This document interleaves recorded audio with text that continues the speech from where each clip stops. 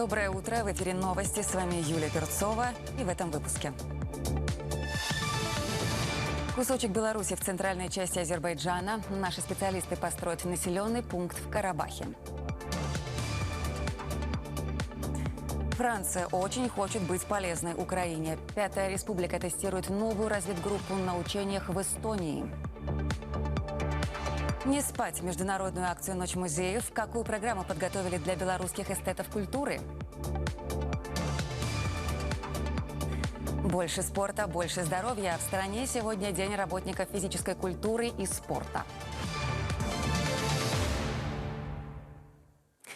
Беларусь построит в Карабахе населенный пункт на 420 семей.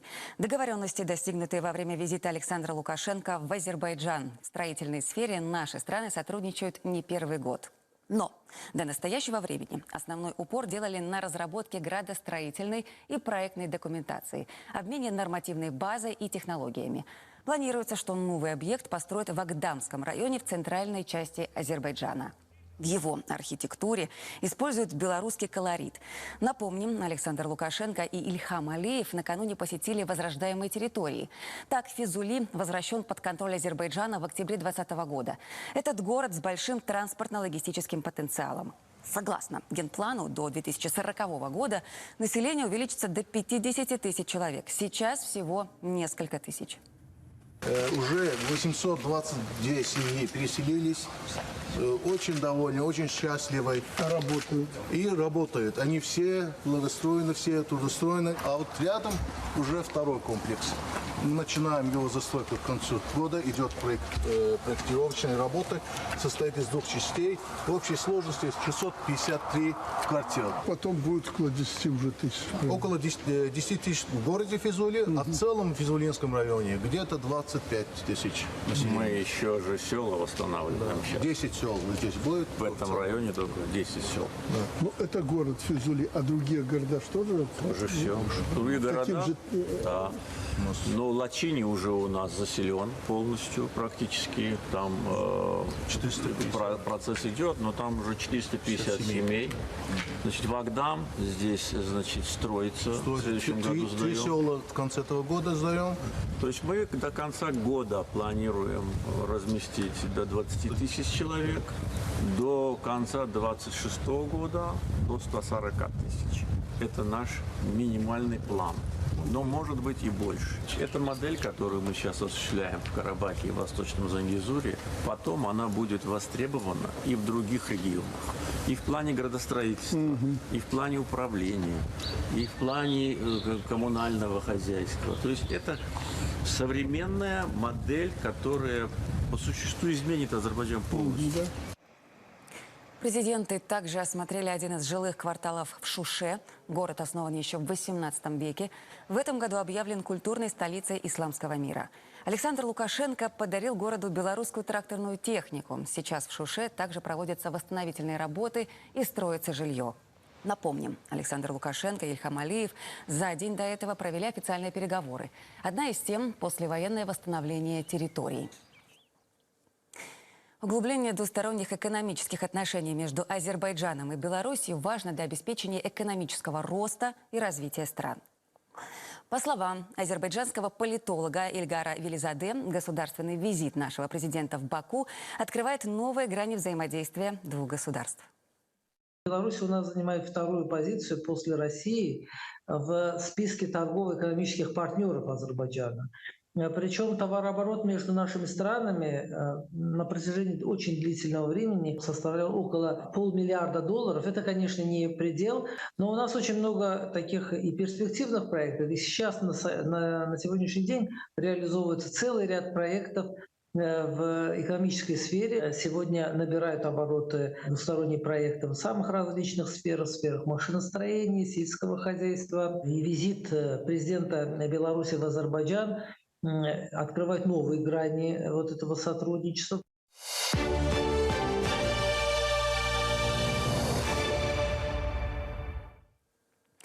Киевский режим попросил своих хозяев США снять ограничения на использование оружия против целей в России, информирует Wall Street Journal со ссылкой на американских чиновников. В В публикации уточняется, что Украина также обратилась к администрации Байдена с просьбой определить цели на территории России, по которым Киев может наносить удары. Журналисты отмечают, запрос был сделан на прошлой неделе и сейчас находится на рассмотрении у американских властей. Франция в рамках учений в Эстонии тестирует новую разведгруппу, которая якобы будет полезна в Украине, информирует радио РТЛ. Речь о группе «Фран», ответственной за выход за пределы линии противника, незамеченной для обеспечения разведки и захвата траншей. Солдаты могут часами прятаться в кустах в камуфляже, пользуясь видео с беспилотника. Местность в Эстонии очень похожа на Украину и на широкие равнины на востоке. Напомню, ранее президент Франции Макрон в очередной раз подтвердил, что не исключает возможности отправки войск в Незалежную. Обе страны – последовательные сторонницы укрепления принципов многосторонности в мировых делах, коллективного поиска ответов на глобальные вызовы и угрозы с опорой на международное право, уважительное отношение к самобытности народов и их возможности самим определять свое будущее. Сейчас Эфиопия является для Беларуси очень значимым и надежным партнером в африканском регионе, говорится в поздравлении. Обильные ливни испытывают на прочность Францию. Затопило сразу несколько городов. Улицы превратились в бурлящие реки. Потоки воды сносят все на своем пути. Дожди уже нанесли серьезный ущерб инфраструктуре. Власти департамента Мозель на северо-востоке страны объявили красный уровень погодной опасности. Еще в 3 департаментах – оранжевый. Варда.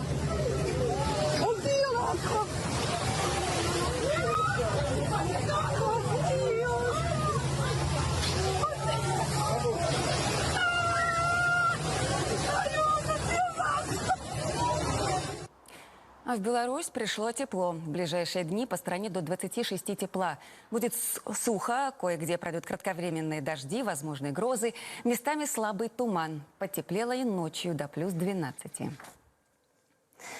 Прямая телефонная линия Государственного пограничного комитета по служебной деятельности погранслужбы проходит сегодня до 12 часов.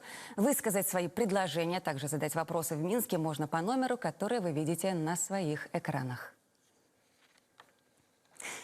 Республиканская акция Белорусского союза женщин «Здоровье женщины, здоровье нации» продолжает курсировать по стране. Инициатива уже охватила около полусотни трудовых коллективов и более 10 тысяч женщин. Для многих проект стал стимулом заняться своим здоровьем. Так, для этого в разных уголках Беларуси проходят диалоговые площадки. Столичные медики готовы ответить на любые вопросы. Специалисты профильных РНПЦ рассказывают не только о необходимости ранней диагностики онкологических заболеваний у женщин, а также о профилактике болезней сердечно-сосудистой системы и нефрологического профиля.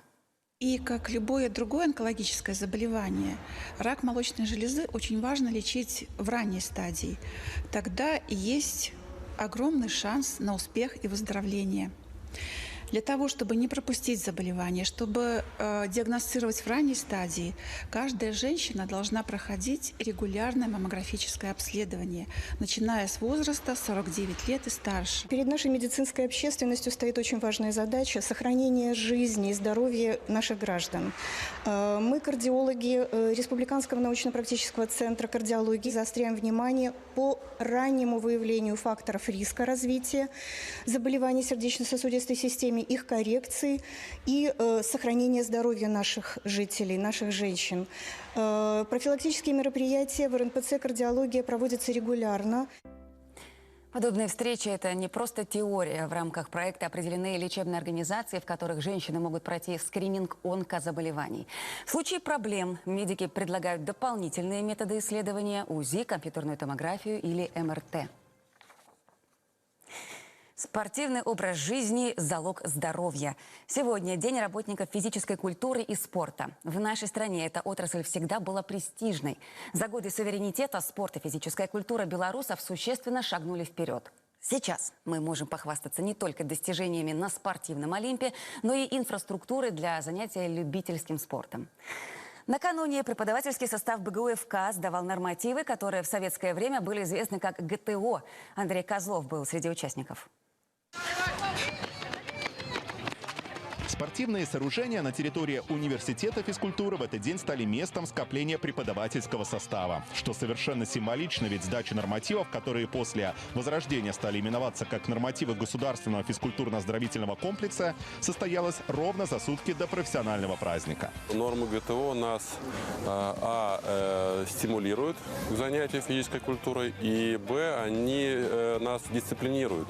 То есть я могу сказать на примере на своем и на примере своих коллег, мы порядка 2 месяцев ежегодно готовимся к сдачам нормы ГТО. Свой пример – особенная история, что особенно чтят в таком заведении, как Белорусский государственный университет физической культуры.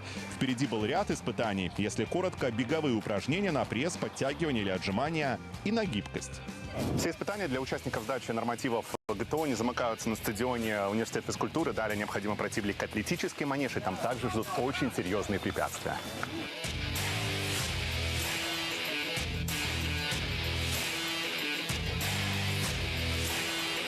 Разные возрастные категории, но обратите внимание, в какой форме находятся те, кто воспитывает наши физкультурно-спортивные кадры. В эту профессию я лично шел абсолютно осознанно, потому что без физической культуры и спорта я собственной жизни не представляю. И рекомендую всем, с кем сталкиваюсь, так как мы таким образом не только продляем собственную молодость, но и формируем те полезные привычки, которые нам помогают проживать жизнь на более высоком уровне, с более высоким качеством.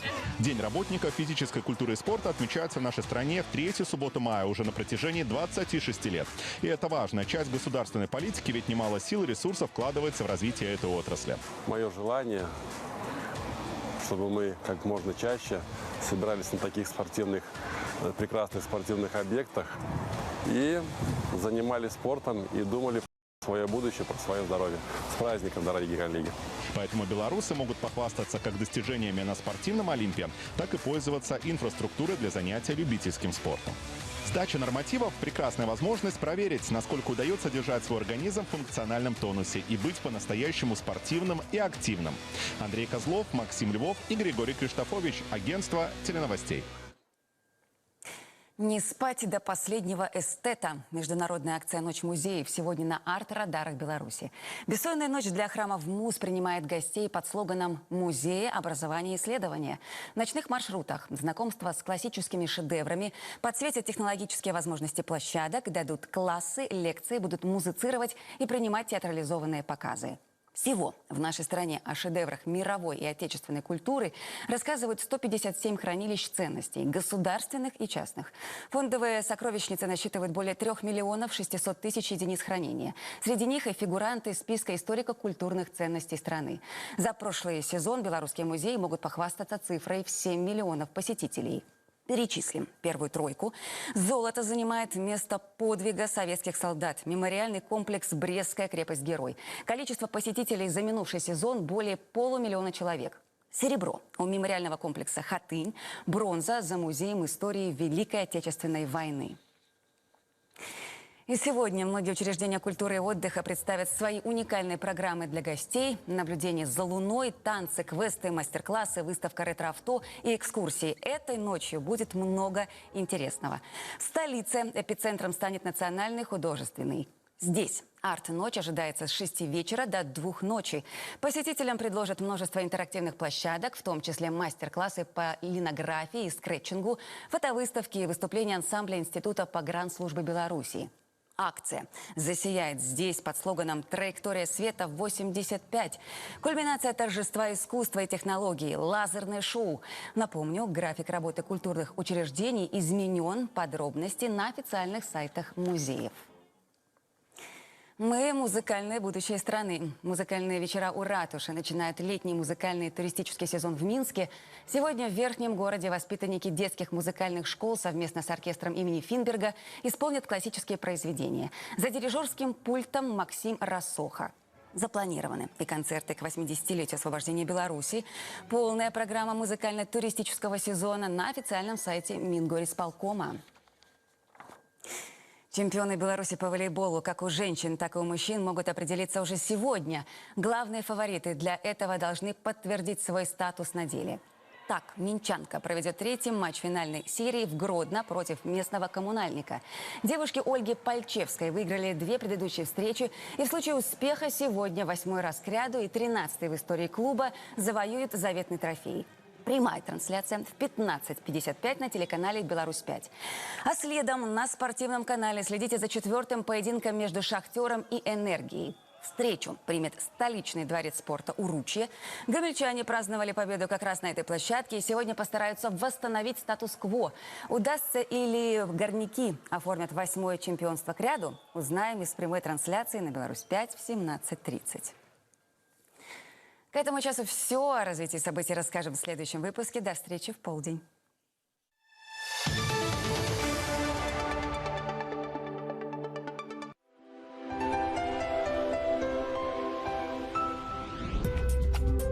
Сёння ў суботу 18 мая. Надвор'е на тэрыторыі Беларусі будуць вызначаць маларухомы атмасферны фронт і цёплая паветраная маса. Месцамі па краіне чакаюцца навальніцы.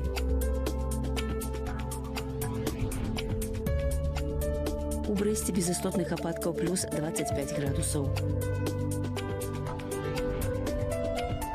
У Гродні ападкі малаверагодны 25 цяпла. У Віцебску без істотных ападкаў 24 вышэй за 0. У Магілёве кароткачасовы дождж 24 цяпла. У Гомелі кароткачасовы дождж, магчыма навальніца 23 з плюсам. У Мінску плюс 24 градусы, кароткачасовы дождж, магчыма і навальніца. У бліжэйшыя дні ў сталіцы невялікі дождж, магчыма навальніца. У нядзелю плюс 22, у панядзелак 23 вышэй за 0. Надвор'е ў суседніх краінах. У Маскве плюс 19, Вільнюсе і Варшаве плюс 23, Киеве 24 цяпла. Надвор'е ў заходняй Еўропе. У Парыжы і Берліне плюс 20, Рыме плюс 27, Вене 22 цяпла.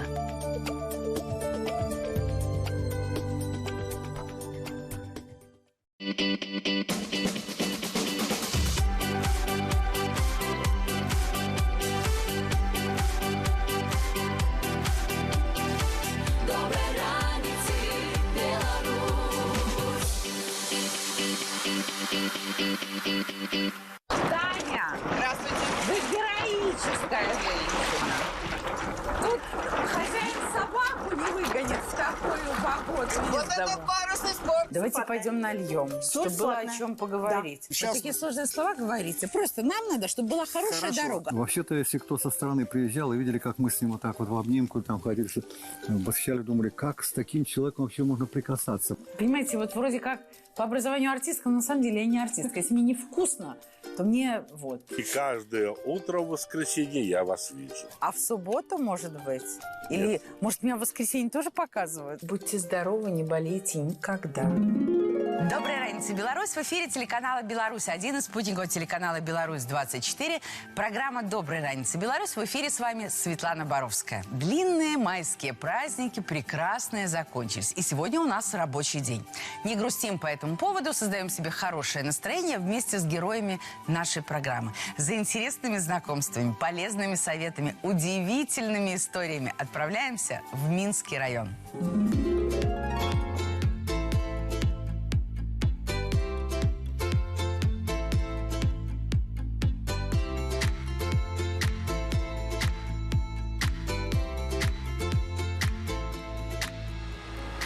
На берегу Заславского водохранилища находится крупнейший в стране яхт-клуб Белорусской Федерации парусного спорта.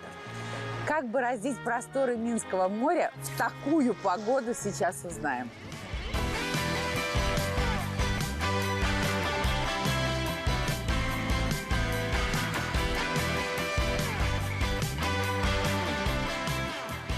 Таня! Здравствуйте! Вы героическая женщина! Тут хозяин собаку не выгонит в такую погоду. Вот это парусный спорт.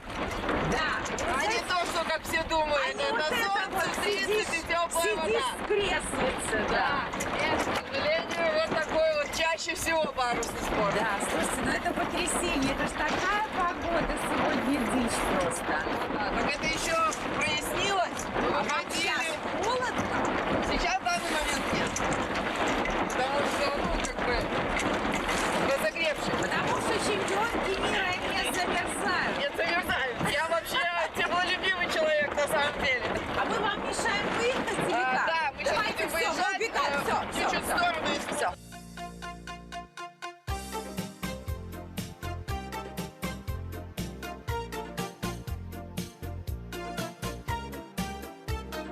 Еще и сами тянете. Все сами делаем. Я думала, тут юные парни подскочат сейчас, знаете, быстренько все возьмут. Нет, Что ну, стоим, не помогаем? Такой дедовщины у нас нету. Это дедовщина называется. А мне казалось, что это джентльменство, такое рыцарство. А это прям ваше личное? Да? Нет. Нет. Это лодки национальной команды.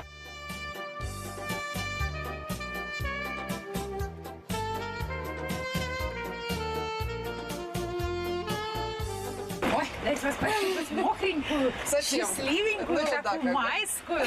Скажите, а когда тепло, в этом нет смысла для тренировки? Нет, тепло, если есть ветер, мы на воде, почему нет? Все используем. Нам самое главное, чтобы был ветер. Без ветра мы не ходим. Мы стоим на месте. Ветер часто бывает у нас в стране? В принципе, да, ветра Достаточно. хватает, да. Ну, конечно, летом, июль месяц, август, и если теплая очень погода за 30, то чаще всего штили, конечно же. Май, сентябрь, июнь иногда нам А вы подбрасывает. зимой что делаете? Ну, залы, У камина бассейны. спокойненько. Ну, нет. Ну, К сожалению, вы покой нам активный только человек, спится. Да. вы очень Да. активный Я человек. не могу сидеть, в принципе, да, если- Я понимаю. Слушайте, а вот смотрите, сегодня, например, вы могли выйти, могли не выйти? Или вы это делаете как положено по тренировкам? Или Ну, вы конечно, сама это- себе хозяйка? Во-первых, это тренировочный процесс, и я нахожусь на тренировке. Да. На сегодняшний день, например, у меня сбор. Ну, как это так? Погода позволяет, я должна быть на тренировке, должна... Ну, если я еще в обойме, то я должна оттачивать все свое мастерство. И у вас же было 6 Олимпиад, Таня, это же целая жизнь. Ну да. Целая жизнь же, вы там бывали же, конечно. Таня, ну вот скажите, вообще, вот у нас в стране, вот мне кажется, есть страны, которые предназначены, ну, как бы для такого спорта, удобно все, по чуть-чуть природным каким-то отойти. вещам. А что бы вы сказали, а то сейчас как А то, парусом да. заедет или по башке? Не-не-не, чуть-чуть, иначе так держать, можно лодка улетит. А вот в нашей стране, вот парусный спорт, это удобно все? Ну, же морей нет. Как вот тренироваться? Как это все? Дело Или в это том, что- придумывается специально? Нет, на самом деле у нас в стране можно. У нас даже есть база в Гродно. Там маленькое озеро, но там вырастают великолепные спортсмены.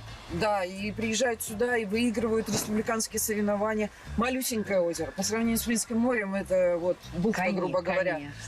Поэтому условия у нас для парусного спорта есть. И на моря, конечно, потом выезжая на моря, спортсменам тяжело. Там другая обстановка, там другая волна, там течение, там соленая вода. В соленой воде лодка по-другому идет. Не то, что идет, она даже выше стоит, соль-то поднимает. Да, Совсем да, да. другие ощущения. Да. Ну, конечно же, нужно выезжать на моря детям. Но у нас получать базу, у нас получать ту школу, которую потом развивать где-то, вполне достаточно. Слушайте, я вас слушаю, прям залюбовалась. Вы и спортсменка классная, и говорите так хорошо. А вы же с детками что-то тоже, мне кажется, вы были бы тоже в том числе прекрасным преподавателем, иногда не хотя знаю. бы мастер-классы. Ну, вообще, я с детьми вот постоянно тренируюсь. Да, да. Я с ними, грубо говоря, как играющий тренер. Да, да. У меня никогда нет закрытых тренировок. Любая школа, любой ребенок, который приезжает, и если там спрашивают, можно ли с вами потренироваться, то есть, ну, конечно же, Пожалуйста, можно. Я да. тренируюсь в группах, поэтому, А да. вы во сколько лет пришли? Вас кто-то 14. привел? 14. Так это не совсем и маленькая. Да, дело в том, что занималась плаванием, потом у меня результаты снялись, меня познакомили Да. просто с тренером по Да, парусному да. спорту. Все, я пришла, попала в хороший коллектив, который меня сразу же принял, который... Конечно же, я не стала сразу выигрывать, это глупость. Нет, так, я понимала, вы скажете, я не стала сразу в эту лодку. Так, конечно. Да, и лодка была немножко другая, и вообще лодки у меня менялись, поэтому, ну, да, было по-другому все. Но начала, конечно, путь был через слезы, через... Конечно, все было, честно И скажу. хотели все бросить и спокойненько себе чем-нибудь другим заниматься. Ну, чем-нибудь другим не знаю, но бросить было желание, когда вот такие вот Особенно после Олимпиады, когда такие апатические состояния Ну о том, да, что да, не да. получилось то, что Да не ты так, задумал. как есть, да. Не Да, так, как ты это- хочешь, да.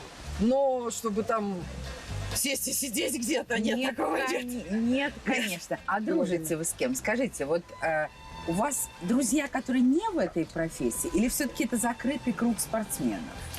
Нет, дело в том, что я дружу и с другими видами спорта, потому что, ну, скажем так, попав на первую Олимпиаду, я там познакомилась с одними людьми, да? Да, да. Вторая, это еще плюс. И Всё вот равно, так вот, это спортивный ком. круг все В равно. основном, это да. не то, что одна учительница, другая музыкант. В основном там. Нет, у меня, кстати, появились и музыканты. Я для себя открыла вообще, что музыканты это не, простите за мой сленг, это не ботаники, которые сидят. То есть для меня это был просто... Ботаники так прекрасно. Я вот тут познакомилась с садоводами. Вы знаете, когда они рассказывают про всякие штучки. Пестики-тычинки, как червячки, как кроту надо сделать палочку, чтобы он дышал, а не забивать его чем-то.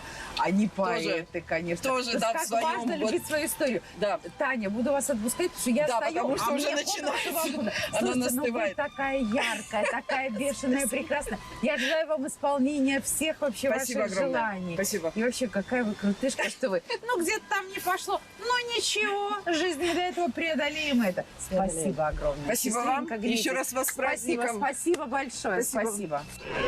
Соленый, парус соленый, солью над морем блестит звезда. Если с пеленок в море влюблен ты, значит, останешься с ним навсегда.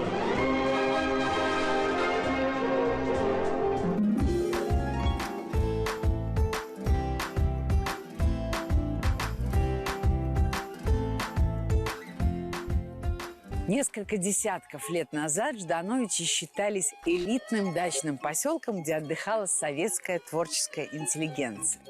Подробнее о прошлом и настоящем агрогородка нам расскажет местный житель Геннадий Иванович Козлов.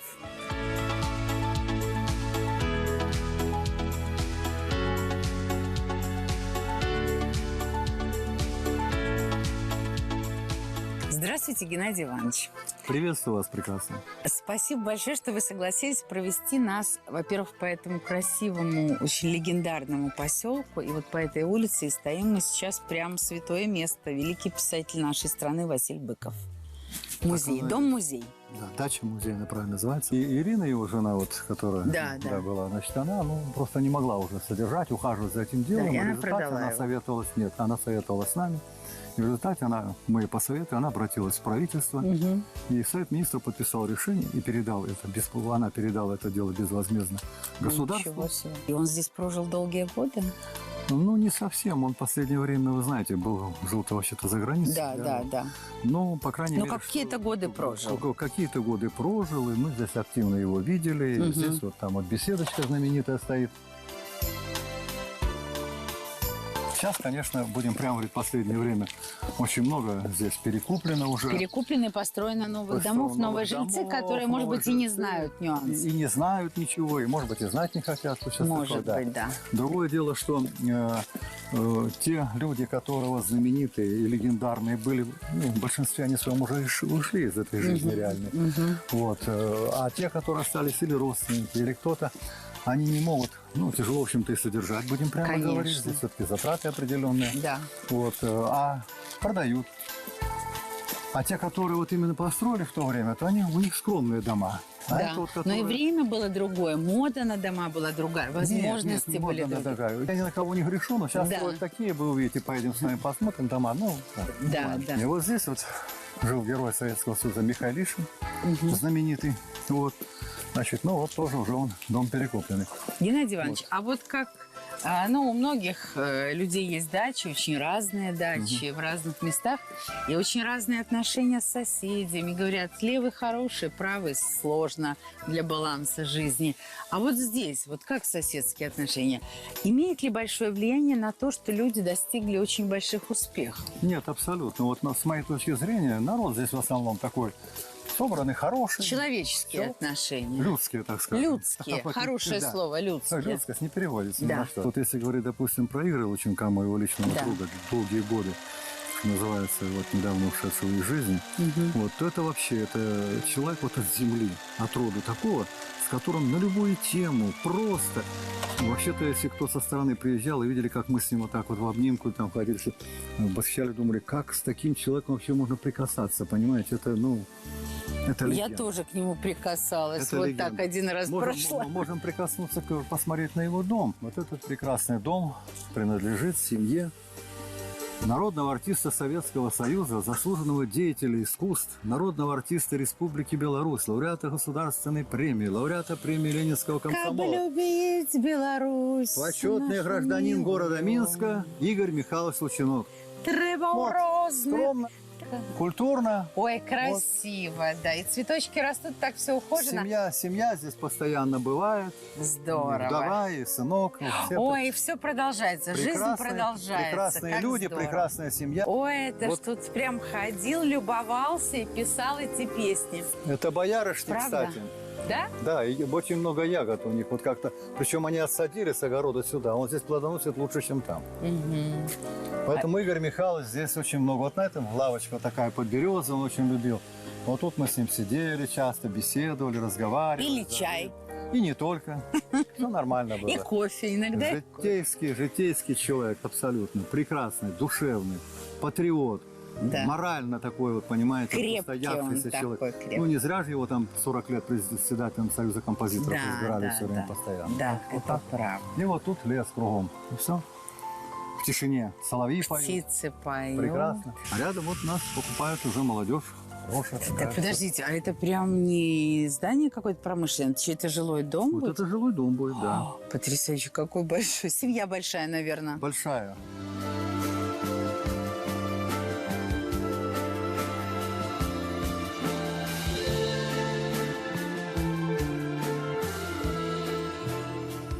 Вот вы сторожил этого поселка. На ваших глазах так поменялась жизнь. Вот как молодые с вами? Они здороваются, они хотят узнать историю поселка, они как-то пытаются завязать соседские отношения. Вот люди, у которых они молоды или не молоды, но у них совершенно другие дома. Как сосуществует старая постройка и новый дворец? Как это сосуществует? Вот так и сосуществует. Значит, вот эти люди живут, они вполне могут не знать абсолютно, кто напротив поселился. Ну, к сожалению, такое время. Ну, к сожалению, а так такое ведь время. по-соседски не проживешь. Ну, А что-то помочь, а что-то цветочек какой-то, забор один у людей. Вы знаете, такого сейчас нет. Нету, да? Такого сейчас нет. Потому что время, еще раз повторяю, время пришло совершенно другое. А вы не пробовали сами? Вот поселяются рядом с вами молодые соседи, пошли, познакомились, рассказали им, какой легендарный поселок. Вы знаете, это не принято вообще-то. Нет, безусловно, вот, самому никто не идет. Но, по крайней мере, что касается меня лично, то я, допустим,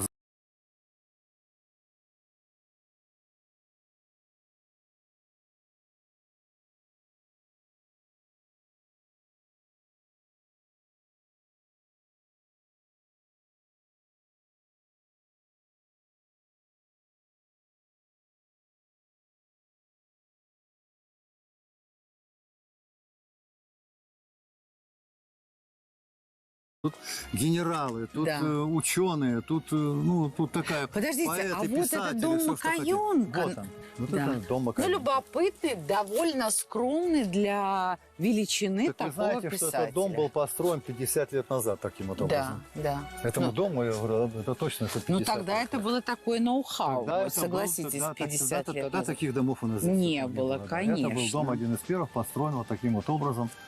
Ну, вы знаете, что А кто-то живет здесь, его родственники, может быть, родственники, или да, родственники. Ну, то есть родственники есть. еще история длится этой семьи, Ну, правильно? родственники есть здесь, да.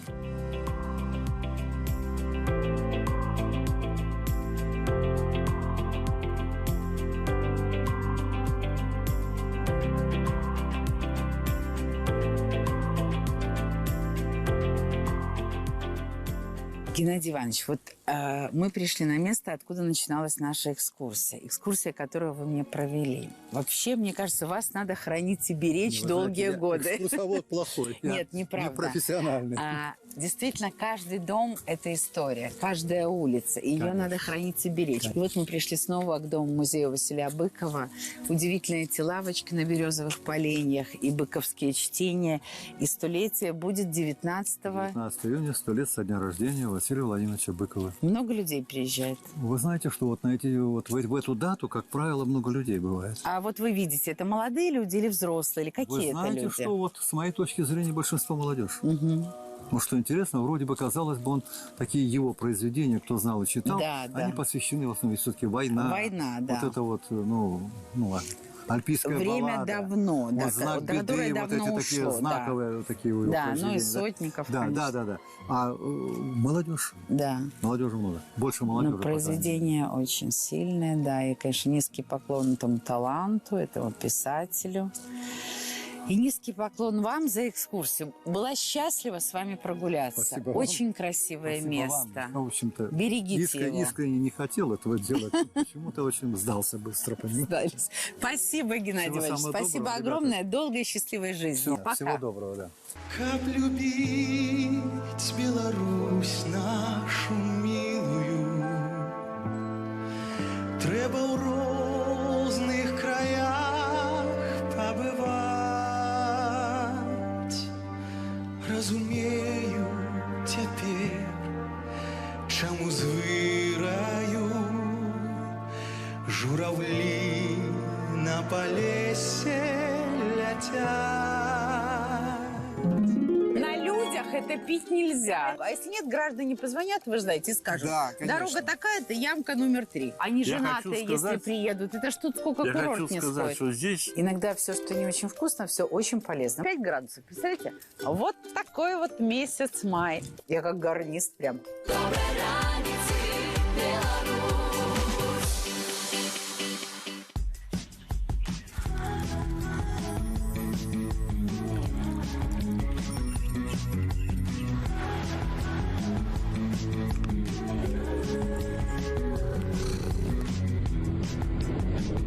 Яркий вкус растворимого кофе «Жардин Голд» и «Жардин Дип Дарк». Удовольствие чувствовать.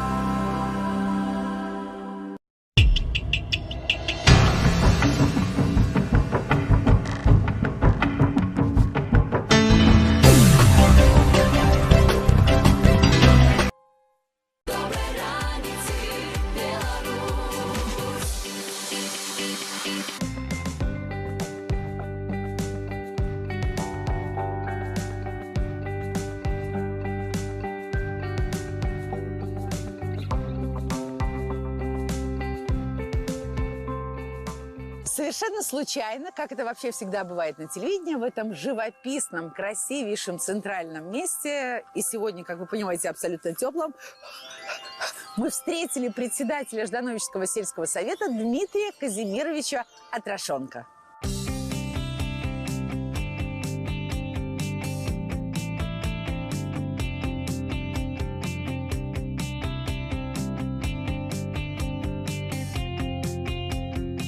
Здравствуйте, Дмитрий Казимирович. Да, Светлана меня Светлана, зовут. здравствуйте. Очень приятно. Дмитрий Казимирович, вы видите снег, метель, завируха, а мы на работе с вами. А мы с вами на посту в Ждановичах.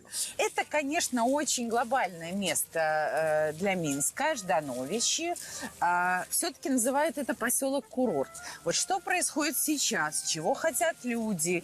Как будет развиваться? Вот какие планы у вас? Да, действительно, место здесь непростое, хоть и говорят, что непростое, это очень дорогое, я бы сказала. И дорогое, и привлекательное, и самое главное, что так вот, красота очень ответственно. На данный момент у нас, значит, здесь запроектировано уже, приступаем вот сейчас к строительству велопешеходной дорожки. Это важно. Это будет связывать вот эту прибрежную зону тоже с центром Жданович и с выходом к городу. Это будет именно с освещением, с благоустройством. Вот тоже, как вы видите, здесь пляж обустроен хорошо. Да, да. Вот, сделаем также тоже и здесь. Также, значит, у нас в настоящее время сейчас с Минрайгорьем Автодором, это наша районная организация, которая курирует и обслуживает наши дороги, все подъездные пути района. И областная организация, это Минский облдорстрой. Вот сейчас... Вот такие сложные слова говорите. Просто нам надо, чтобы была хорошая дорога. А если нет, граждане позвонят, вы же знаете, и скажут, дорога такая-то, ямка номер 3. Так вот, улицу Парковую в этом году мы тоже будем с дорожниками тоже делать. Вы. Да, тоже вы. Ну, не то, что я лично, но все вместе. А сколько вы уже председателем работаете?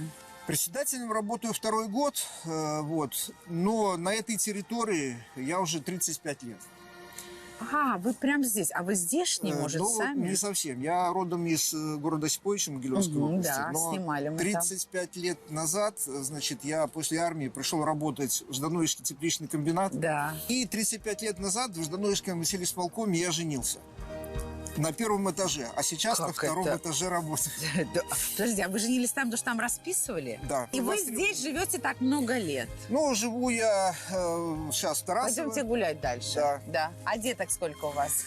Деток 2, сын и дочка, они уже взрослые. Сын женат, значит, и у него 2 доченьки. А у вас 2 внученьки? Да. Прекрасно. Дочка замужем, но, правда, еще детей нет. Да. Ой, ну так планируем. У вас так...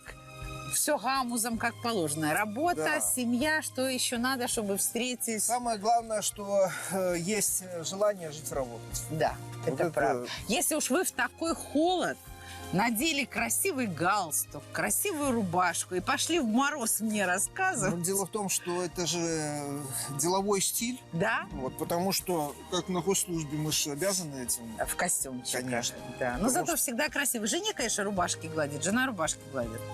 По-всякому бывает. И сами тоже молодцы. Спасибо большое. Едет машина, работает, никого не мешаем, шумит. В мороз работаем не только вы. И мы. Спасибо, пошла. Хорошо, спасибо вам. Всего хорошего. До свидания.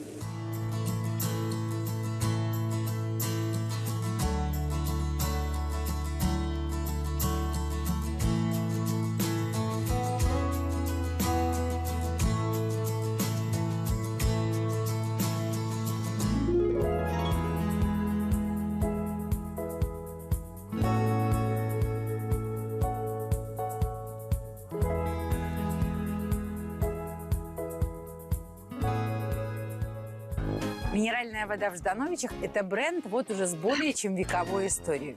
О ее полезных свойствах и способах применения сейчас узнаем.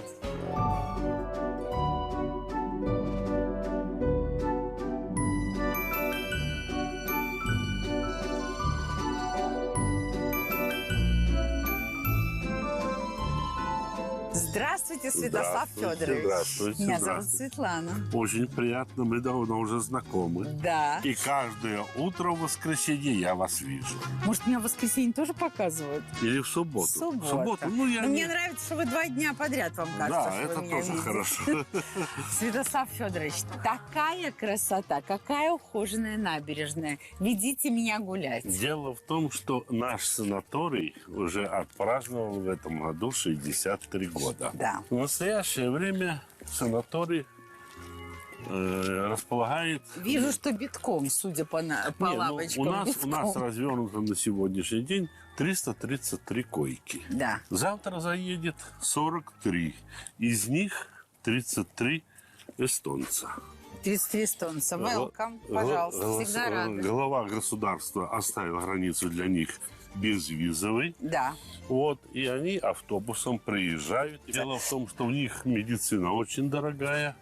Поэтому они, когда приезжают, они начинают... Не могут поверить в это чудо. Я тоже Да. такое слыхала. Да. Здоровых А для нас людей хорошо, больше в мире, да. и нам хорошо. Святослав Федорович, но ведь здесь основная история очень важная, в том числе свой минеральный источник. Скажите, Да. где мы его взяли и как мы его нашли? Значит, этот источник был открыт в 1981 году. Было пробурено 2 скважины глубиной 470 метров. Сделали анализ воды, и оказалось, что это уникальная, хорошая вода. А вы пьете ее? Ну, иногда хожу не постоянно, но... Но у нее специфичный вкус. Ну и такой. что? А мы терпим? Вы знаете, люди ко всему привыкают. Это да. Вот Всё. по кадрам. Вам нужны какие-то кадровые... Кадры всегда нужны. Всегда потому нужны, что, во-первых, мы находимся немножко дальше от города. Да. Все же добираться Да. тяжелее. Да. Сейчас молодежь, она смотрит на все по-другому. Хочет быть блогером. Во-первых, у молодежи должна быть машина, квартира, деньги и так далее, понимаете? А сразу это не получается. Не, они бы так хотели, но так не сразу бывает. так не да, бывает, так не бывает, получается. да. Поэтому кто-то пришел, поработал, не понравилось, ушел. Ну, какие вам нужны Ну, во-первых, нам профессии? нужны горничные. Во-вторых, нужны сантехники. Так. Электрики. Реальная работа. Реальная электрик. работа. У нас есть свое общежитие. Все сотрудники нашего санатория собойки не носят.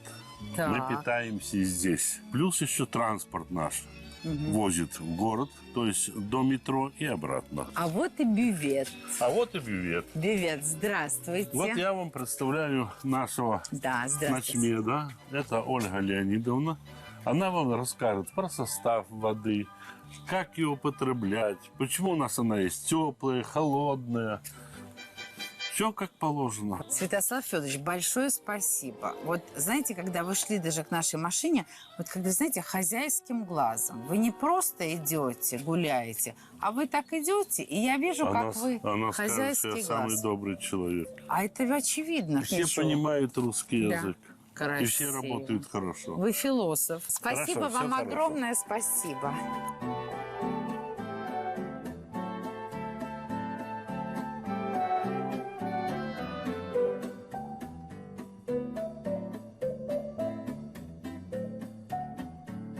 Так, заходим в наш бювет. Бювет. Значит, Оля, скажите, пожалуйста, вот я не совсем понимаю разницу, и мы еще раз объясним зрителям. Вот холодная и теплая вода, она из земли идет, холодная и теплая? Правильный вопрос задаете. Ну, допустим, Карловы Вары. Да. Теплые Да. источники. Исландия теплая, а у нас холодные источники. Мгм. Поэтому для некоторых пациентов, отдыхающих, которые нужны другие вот механизмы, И мы температура. делим, на холодную и горячую. Поэтому мы подогреваем, либо оставляем без подогрева. А, понятно. А вот другие источники, в Европе, например, наш Старый Свет, поговорим, там есть и теплые источники, и изначально.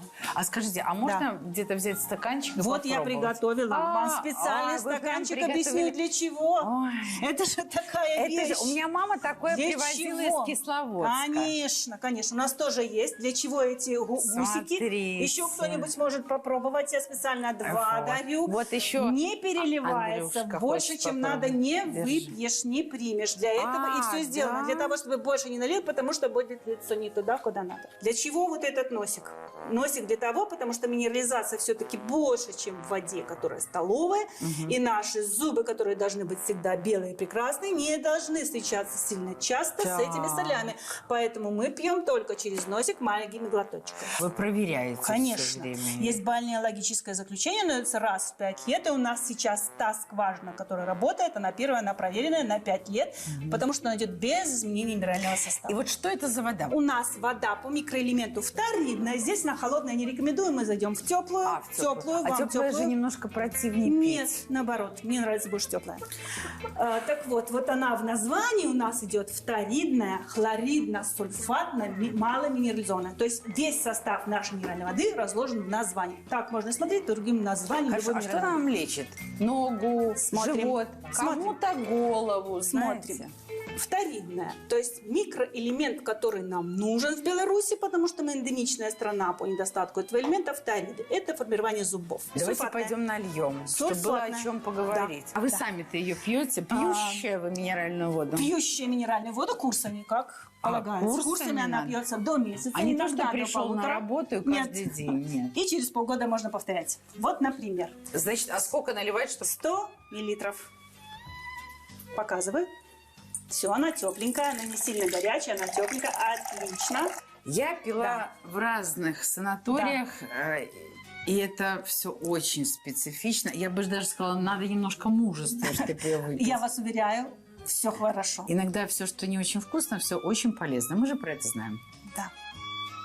Я как гарнист прям. Да. Отлично. Нет, нет, нет, нет. Теперь рассказываю. Сульфатная вода. Слушайте, Желчные пути. Я не могу пить это Желчные на пути. людях, это пить нельзя. Давайте мы Давайте нальем сначала холодной. выпью, приведу Чуть-чуть в порядок порядок. выражение лица. Верю, что полезно. Чувствую, Очень. что витамины пошли. Пошли. Оля, но Пошли. Отлично, это... атеросклероз пошел. Какой- Желчные камни какой пошли. атеросклероз? Весь сосуд. А что, у нас уже есть? Конечно.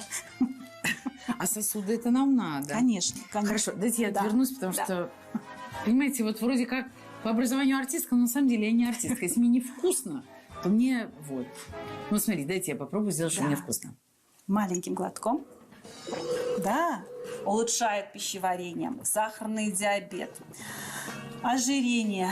Все болезни, которые нас преследуют в нашем веке, они идут на улучшение. Это на память о сульфатной воде. Правда? Да. Ой, слушайте, а что бы мне дома из этого пить? Прям Там- не знаю. Может быть, Какие-то варианты. Оль, Да. ну это, конечно, шутки, но не совсем шутки. Но все взрослые люди знают, что минералочка имеет специфичный вкус. Да. Терпимо. Да. Я вам скажу, ну, конечно, не клюквенный морс. Безусловно. Вот то, что мы покупаем в магазине. Минеральная вода, она же тоже имеет очень Конечно, разный вкус. конечно. Газированный, не газированный. Но какое должно быть там вещество полезное, на что нам обращать внимание на вещество? Я сейчас не о названии воды, а о составе. Чтобы максимально близко к вот этой природной... Хочу сказать, что скважиной. все могут сейчас подумать, что, например, берешь простую воду, минерализуешь тем же составом, который написан, ну, можешь навеску Да, сделать, да. минерализуешь, хорошо. Нет, нехорошо, плохо, потому что в любой воде есть еще органические примеси, они определяются в более меньшем объеме, и вот это вот соотношение макро-микроэлементов и органических примесей и дает вот эту полезность природных минеральных вод, а не искусственных. Поэтому я призываю к природным минеральным водам, они тоже есть. Для того, чтобы столовые воды, их можно применять, в принципе, без назначения врача, они хороши. Лечебно-столовые мы должны обращать на состав. По регламенту сзади на бутылочке там расписан весь состав, количество минерализации. Это все опять всё читать, написано. что я Опять очень читать. не сильно люблю, да. А Опять скажите, читать. а может что-то быть вред? Вот приехал отдыхающий, Да. так сказать, так хочет вылечиться за 10 дней или за Да. 20, и пьет ее сутками. Он может сделать себе вред? Может. Например, у него склонность, извините, к задержке стула. Да. Он взял, попил, не то... Доброе утро, программа про жизнь. Да. Попил и усугубил. Подождите, не побежал, Да, все сложилось? усугубил. Поэтому по назначению Минеральная врача... вода. Запросто. Поэтому надо знать, какую пить, сколько и когда. До еды, после еды, в каком количестве и какую температуру. Оля, спасибо большое. Очень любопытно, Я готовилась, очень интересно. я давно этим интересуюсь, и Да, поэтому вы готовилась. увлеченная Да, такая, да, хочу. Спасибо. Спасибо, Олечка. Все, Спасибо пойду вам. еще Да. посмотрю ваши Конечно, экраники конечно, и пошла. конечно. Вода качается и плещет, и разделяет нас вода. Но видно вдруг яснее, чем прежде, что мы близки, как никогда. Вода, вода, кругом вода, вода, вода, шумит вода. Будьте здоровы, не болейте никогда. Ну и на этом у нас все. Вот таким получилось утро субботы, 18 мая. Хорошей вам всем рабочей, так сказать, субботы. Спасибо всем вам, кто помогал нам готовить эту программу. Увидимся через неделю. Всегда ваша Светлана Боровская. И ждите в гости.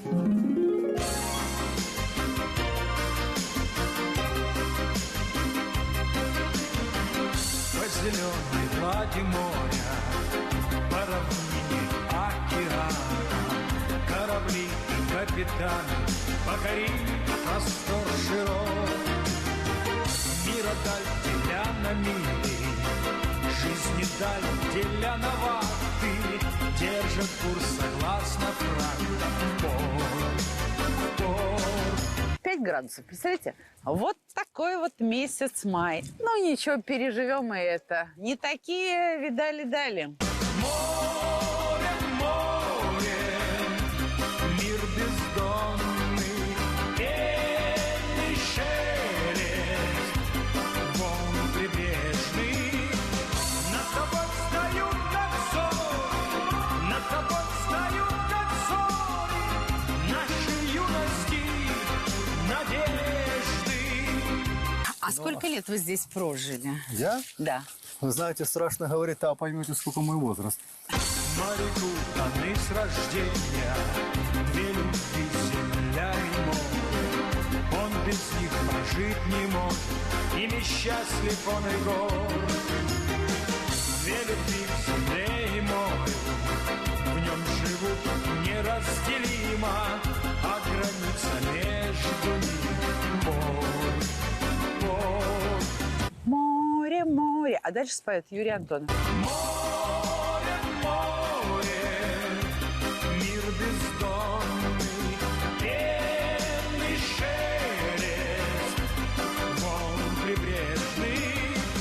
Над тобой встают, как зори, над тобой встают, как зори, нашей юности надежды. Море, море, мир бездонный, пенный шелест, волн прибрежный. Над тобой встают, как зори, над тобой встают, как зори, нашей юности надежды. А видишь, атеросклероз пошел. Желчные камни какой пошли. атеросклероз? Весь сосуд. А что, у нас уже есть? Конечно. Нашей юности надежды. Нашей юности надежды.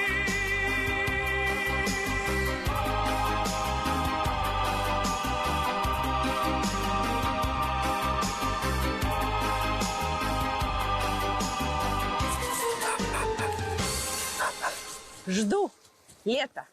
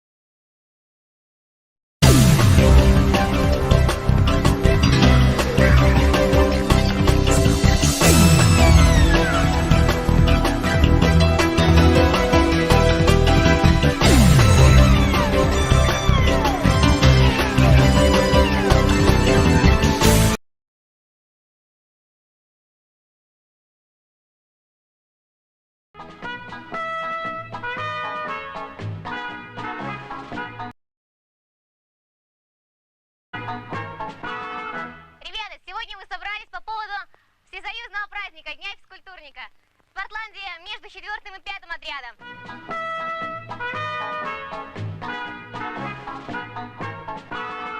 Який ж спорт без горечі пораженню і радості перемог, розчарування і азарту, без гарячих, захопляючих споборництв.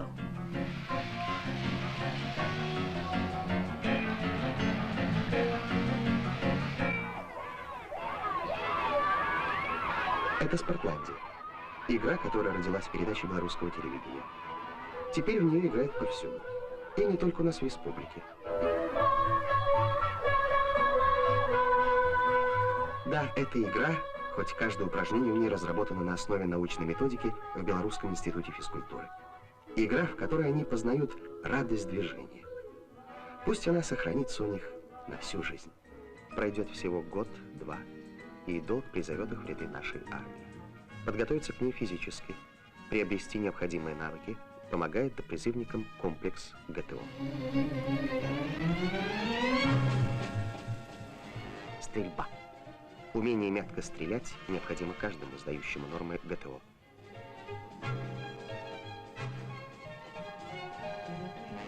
Как сделать так, чтобы спорт стали нормой на предприятии? Вопрос непростой. Попробуем найти ответ на него здесь, в Гомеле, на первой дорожке начальник транспортного участка Тарасенко, основные соперники, начальник цеха номер 3 Веленский, помощник директора по кадрам Ленивка. Борьба разгорается. Финиш. Никогда не пустуют игровые площадки, прекрасно оборудована спортивная база. Там, где руководство хорошо понимает общенародное значение ГТО, где находит поддержку любое начинание физкультурников, там и заслуженный успех.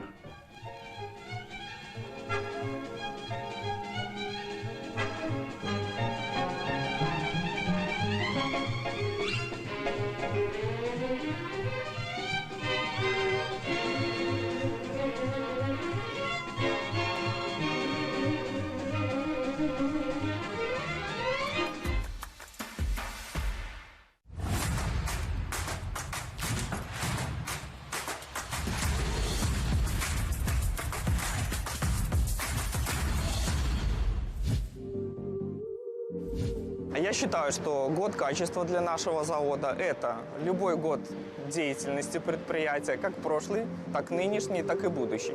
Мы всегда работаем качественно, по-другому мы не умеем. Мой путь на завод был довольно-таки извилистым. Первая моя профессия – учитель английского языка. Но, проработав в школе почти 10 лет, я решил круто сменить сферу деятельности. И уже в зрелом возрасте осознанно выбрал профессию сварщика. В Могилеве более масштабного сварочного производства вряд ли найти, потому что столько сварки, как здесь, ее нет нигде. И мне, как человеку, вновь приступившему к работе сварщика, было очень интересно, чтобы работы было именно много, чтобы набраться опыта. И должен сказать, что такие ожидания полностью оправдались. И я решил свое хобби превратить в работу. И сейчас, кстати, интересно получается, что хобби я уже не занимаюсь. Сварки мне хватает на работе, выше крыши. В данный момент мы производим два типа вагонов. Это полувагоны и зерновозы. Качество в нашей работе – это первоочередная задача и такая главная цель. Мы сами работаем качественно, за качеством следят непосредственно контролеры, которые проверяют нашу работу. И качество от нас требует руководство. Получается, что сварщик, если он хороший сварщик, а я поработал здесь на всех участках и могу сказать, что здесь сварщиков плохих нету, для них заварить некачественно – это вот то, что они не могут сделать. Если ему скажи, завари хоть как-нибудь, главное быстро, он все равно так не сможет сделать. Он заварит быстро, но все равно качественно. Поэтому могу с полной уверенностью сказать, что наша работа исключительно высококачественная, ответственная. В конце рабочего дня, когда еду домой, из дороги хорошо открывается вид на площадку, где выстраиваются готовые вагоны. И вот это зрелище мне очень нравится. Я понимаю, что, наверное, во многих из них есть частицы моего труда, и это очень приятно.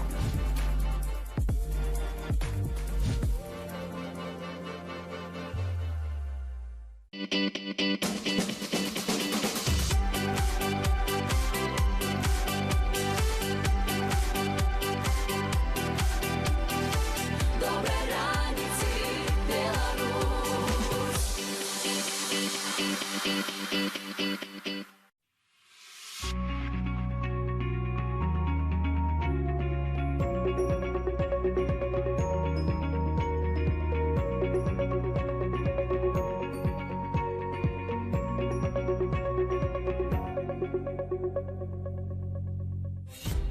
не только простуда. Какие болезни могут периодически обостряться? При сезонных каких-то обострениях часто жалуются на кожные проявления. Да? Я сейчас хочу сказать про кожные болезни. Это дерматиты, экземы, псориаз. И здесь очень важно определить вот этот вот фактор, который влияет на человека. Время для себя. Под контролем сердце. Вся информация хранится на флеш-карте, которая в самом аппарате вставляется, переносится, заносится определенным образом, и мы начинаем шифровать. Клеточные технологии. Сфера применения расширяется. Они подкалываются непосредственно в слизистую, в очаг воспаления. И их удивительное свойство заключается в том, что они могут оказывать локальное противовоспалительное действие и также стимулировать регенерацию тканей. Местное все окружение клеточное, оно приходит в гармонию, и человек идет на поправку. Какие субпродукты обогатят ваш рацион? Печень – это, пожалуй, самый богатый источник гемового железа. Во-первых, свиная печень – это продукт максимально богатый железом. А во-вторых, гемовое железо – это именно то железо, которое максимально полно всасывается. Наше сердце бьется не только для нас. Аккард – это таблетки в форме сердца в кишечно-растворимой оболочке, предназначенные для вторичной профилактики инфаркта миокарда, ишемического инсульта, приходящих ишемических атак. Аккард – наше сердце бьется не только для нас. Совершенство и гармония вкуса в классической коллекции листового чая Гринфилд. Чай Гринфилд, обретая гармонию.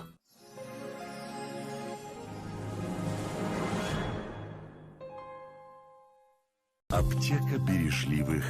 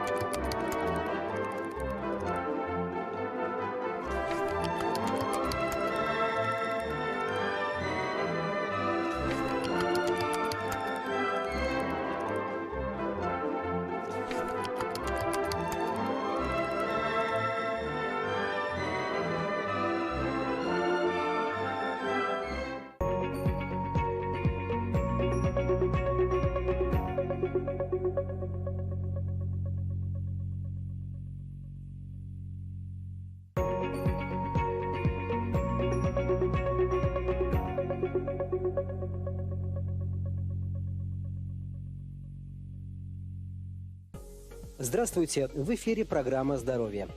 Когда речь заходит о сезонных заболеваниях, сразу на ум приходят, например, ОРВИ, грипп или простуда. Однако обостряться могут и другие заболевания. Почему наш организм так остро реагирует на смену времени года? На этот и другие вопросы нам сегодня ответит руководитель Минского городского центра здоровья Снежана Викторовна Коврига. Здравствуйте. Здравствуйте. Ну итак, почему все-таки наш организм действительно может остро реагировать на смену времени года? Дело в том, что когда приходит определенное время года, весна или осень, мы с вами находимся в таком состоянии, когда немножечко дисбалансируются различные наши, скажем так, внутренние процессы. В первую очередь, конечно, нужно сказать про иммунную систему, иммунитет и восприимчивость организма каждого из нас. Почему происходит именно в это время? Потому что наш организм адаптируется к таким метеорологическим скачкам, которые связаны с давлением, с температурой тела. И порой вот эти вот разные колебания по температуре идут больше 10 градусов. Поэтому любой организм, конечно, должен адаптироваться. Поэтому он дает такие своеобразные, скажем так, реакции на изменившиеся погодные условия в том числе. Ну вот есть, я так понимаю, внутренние и внешние факторы, да? То есть внешние факторы вы очень подробно описали, а вот из внутренних факторов что влияет?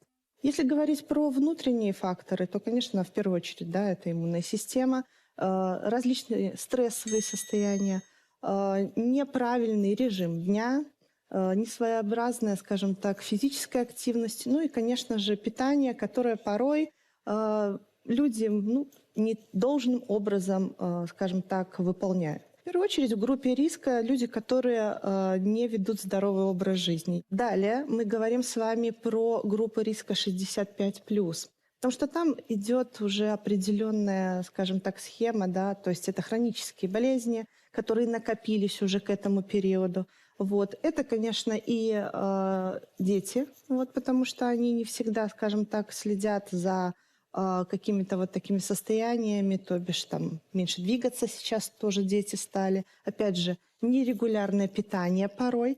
Вот. Ну и беременные женщины. Очень многие понимают, да, что при изменении каких-то климатических условий, да, в первую очередь обостряются это желудочно-кишечный тракт, гастриты, язвы, и еще могут быть внутренние болезни, которые точно так же проявляются вот в зависимости от тех внешних условий.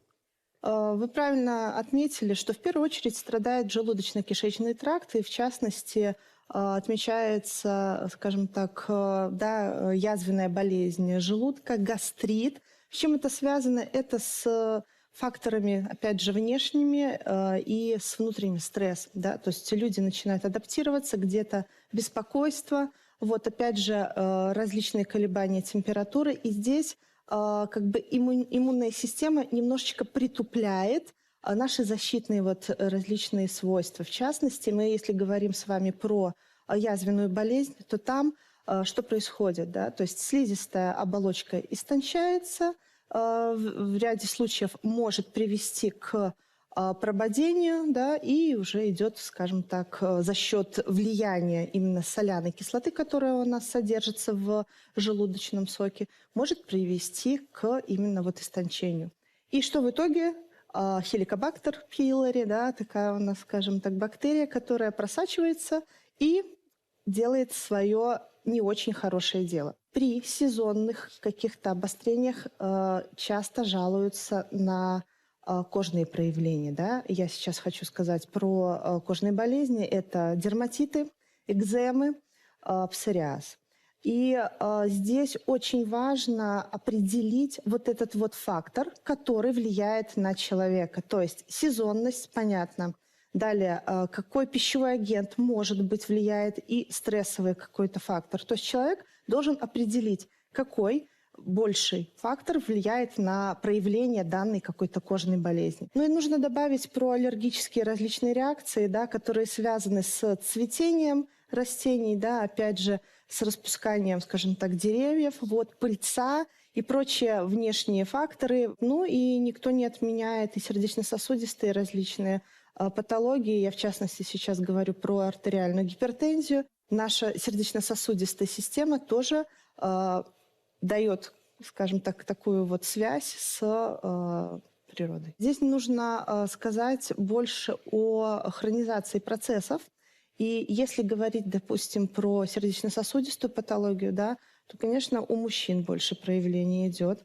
Вот. Если говорить про аллергические реакции, то да, в ряде случаев у детей сейчас идет вот подъем именно, скажем так, ответной реакции на внешние факторы. Поэтому у детей, вот, допустим, у мужчин, ну и, конечно же, возраст 60+ тоже дает такое обострение. То есть в основном это мужчины, правильно? Которые, они не пьют таблеток, а им все равно, что у них есть высокий уровень холестерина, они как курили, так и курят, правильно, мало двигаются, ну и ничего. Не все вот так вот однозначно, как вы говорите, потому что у нас все-таки люди больше стали обращать внимание на состояние своего здоровья. Здесь, наверное, женщины более чувствительны, да, к своему, вот, скажем так, внутреннему какому-то дисбалансу, и поэтому могут давать больше ответной какой-то вот такой реакции, то есть они чаще ходят к врачу. А если мужчина уже обращается, то там скорее уже очень долгая хронизация процесса, поэтому основное, что обращаться вовремя к специалисту для того, чтобы предупредить какие-либо вот эти вот, скажем так, обострения в период сезонности. Сейчас мы прервемся на сюжет и после продолжим обсуждать тему сезонного обострения заболеваний.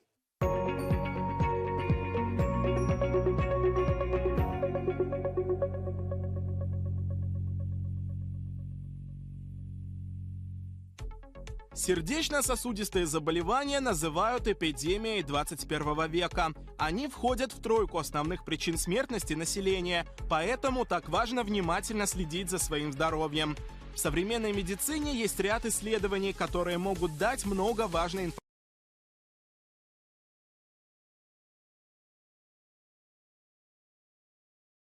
информации о состоянии сердца. И первая среди диагностических методик – электрокардиограмма.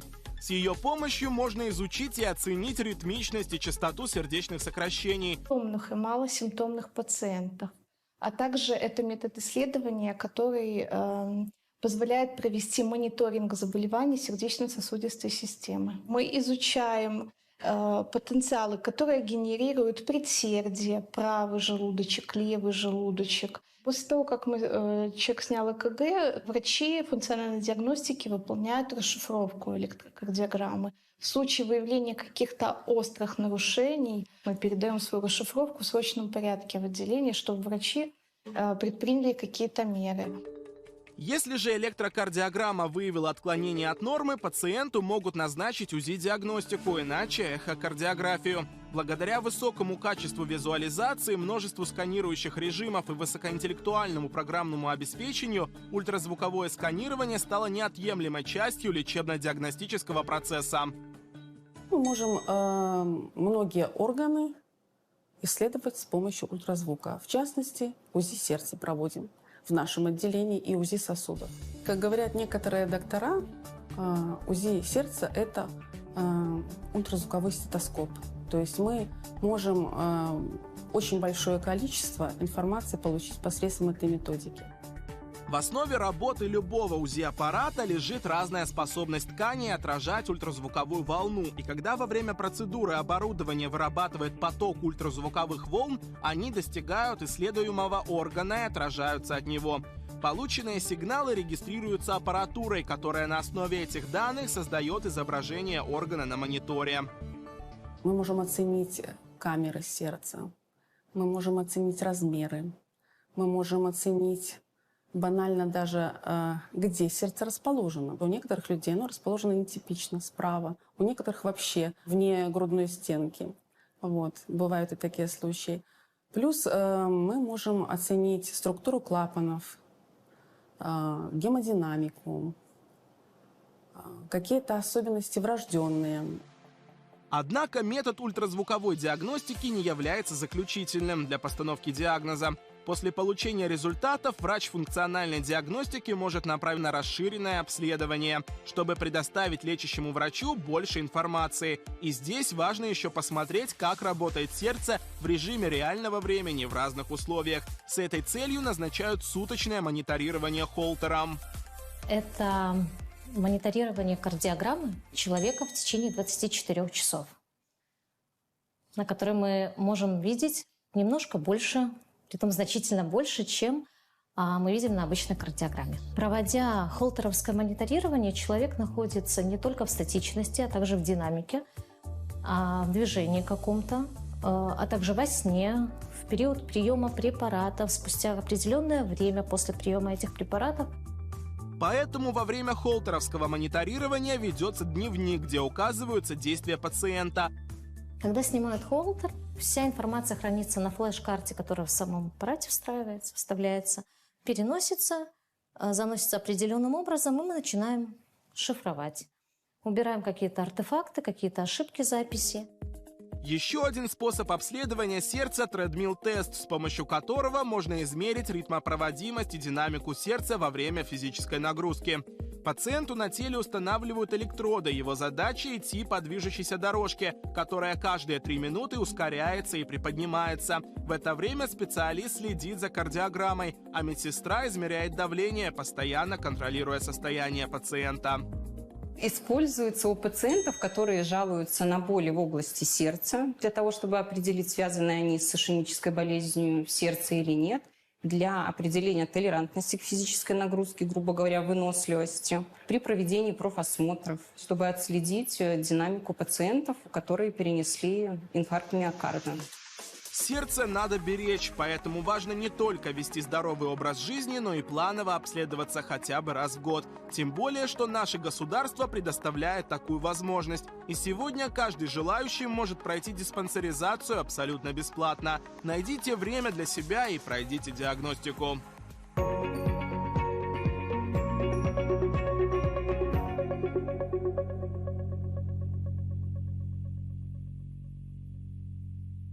В эфире программа «Здоровье», и мы продолжаем обсуждать тему сезонного обострения заболеваний. Снежана Викторовна, многие считают, что лекарства нужно принимать только в период обострения. Правда ли? Лекарства нужно принимать по схеме, которую вам дал врач. Можно, скажем так, принимать по определенной, то есть сезонности только витаминные комплексы, и то с правильным подходом. Опять же, подобрав индивидуально для вас дозу и те витамины, которые нужны. Если говорить про поддержку в период сезонных каких-то моментов, то здесь, наверное, надо вспомнить про элементарные витамины. Это витамин D, витамин В для нервной системы. Ну и все остальное, чего вам может не хватать. Здесь в ряде случаев и кальций, и магний для поддержания сердца, ну и, конечно, минеральные различные комплексы. Хотя, если говорить про минералы, то стакан минеральной воды, опять же, будет в помощь для того, чтобы подготовиться и к летнему сезону, когда идет, уже, скажем так, обильное потоотделение. Опять же, не забываем и про водный режим. Поэтому комплекс, и комплексный подход, он очень важен в течение всего года. А витамины прописаны, конечно, нужно пить, как положено. Давайте все-таки сейчас углубимся в частности. Например, человек страдает аллергией. Как ему уберечься в период цветения? Ваши советы? Если у человека аллергия, то в первую очередь нужно подготовиться, то есть не ждать цветения, а за минимум месяц пройти, скажем так, обследование, опять же, определить аллерген, но если человек уже знает, на что, то просто начать готовиться и принимать препарат. А например, если у человека есть проблемы с желудочно-кишечным трактом, как ему подготовиться к периоду изменений тех же температур, изменений рациона питания? Если мы с вами говорим про обострения, связанные с желудочно-кишечным трактом, то в первую очередь нужно определить, какие продукты вызывают у вас некий дисбаланс. Если мы говорим про хеликобактер, то его, конечно, нужно пролечить и в последующем проверить всех членов семьи на наличие этой инфекции. Далее посмотреть, на какие продукты у вас есть аллергия. Вот, и, то есть, вообще готовиться к обострению желудочно-кишечных различных проявлений, это нужно делать просто в течение года. То есть смотреть за состоянием здоровья именно вашего желудка. Ну и вести здоровый образ жизни. Вот я хочу услышать от вас реальные советы, которые помогут людям действительно не сталкиваться с обострениями хронических заболеваний. Вообще, можно ли это? И дайте ваши рекомендации. Да, можно. В первую очередь, если вы знаете о себе все. Да? То есть если вы принимаете то, что у вас есть наследственные какие-либо заболевания, вы о них знаете. То есть изучаем, да, какие болезни были у ближайших родственников. Второе. Когда вы знаете свое состояние здоровья в данный период времени, то есть если есть какие-то проявления хронические, они никуда не могут уйти за неделю или месяц. То есть с этим нужно работать постоянно. Опять же, принимать препараты, если вам прописал врач. Если вы знаете, что есть период обострения, значит, опять же, в этот период принимаем определенную схему. Далее. Смотрим, какие мы с вами продукты употребляем. То есть, опять же, режим потребления очень важен. Я говорю и про дробное питание, да, и про различные другие направления. Сейчас очень много, на самом деле, различных каких-то рекомендаций. Но все-таки ваш врач, он подберет для вас схему определенную для того, чтобы все было хорошо. Опять же, здесь нужно сказать и про ферментативное питание, да, когда я уже очень много раз говорила об этом, что у нас с вами у каждого своя ферментативная составляющая. И хорошо бы узнать, какие продукты питания вам подходят. Нужно сказать про витаминно-минеральные комплексы. Опять же, их нужно пить с небольшими перерывами. Почему? Потому что очень сложно, на самом деле, человеку самостоятельно обогатить рацион питания для того, чтобы убрать какие-то другие моменты. Физическая активность. Конечно, нужно двигаться постоянно, когда есть возможность делать перерывчики, то есть там 30-40 минут поработали, 10 минут где-то прошлись, если есть такая возможность. И правильный настрой. Здесь важно именно ваше внутреннее состояние. Над этим нужно работать, стремиться, чтобы все было хорошо. Большое спасибо за этот важный разговор. У нас в студии была руководитель Минского городского центра здоровья Снежана Викторовна Каврига. Не переключайтесь, мы продолжаем заботиться о вашем здоровье. Оставайтесь с нами. Ибуфен Ультра – улучшенная формула жидкого ибупрофена внутри капсулы, действует быстрее, чем обычные дрожжи и таблетки, обеспечивает высокую точность дозирования и сохранение активности ибупрофена, исключает неприятный вкус и запах при приеме. Ибуфен для решения проблем.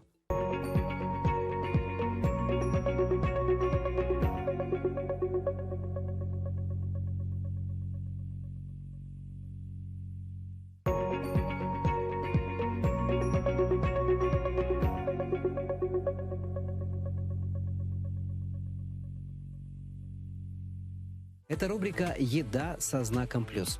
Для того, чтобы блюдо получилось аппетитным и полезным, важно готовить его с любовью и из качественных продуктов. Партнеры рубрики – компания «Цептор», значит, у нас есть хорошая посуда. Сегодня на нашем столе субпродукты. Надо сказать, что многие к ним относятся скептически, к тому же запах и вкус у них, скажем, на любителя. Но сегодня мы постараемся найти повод для того, чтобы включить в субпродукты семейный рацион. Кирилл, а что вы скажете по поводу субпродуктов? Николай, я с вами полностью согласен. С детства их не любил, и многие не любят с детства, к сожалению.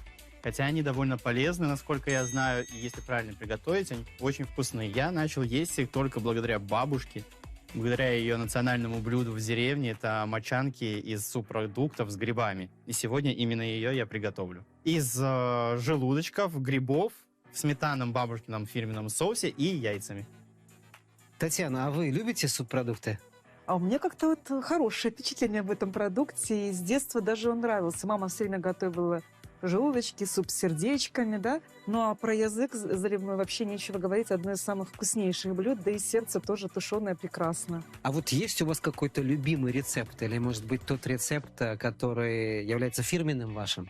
Наверное, печень, которую я не обжарю в муке, нравится, потому что очень удобно готовить на завтрак. Это просто разогреть посуду без масла, туда выложить печень, на небольшом огне она схватится, перевернуть на другую сторону, засыпать огромным количеством лука, и масло уже добавить только как вкусовой момент. И подавать такую печень можно и с рисом отварным, и со спагетти, и просто с любым салатом даже. Вот обратите внимание, когда говоришь сердце, почки, мозги, печень, ну ведь так себе.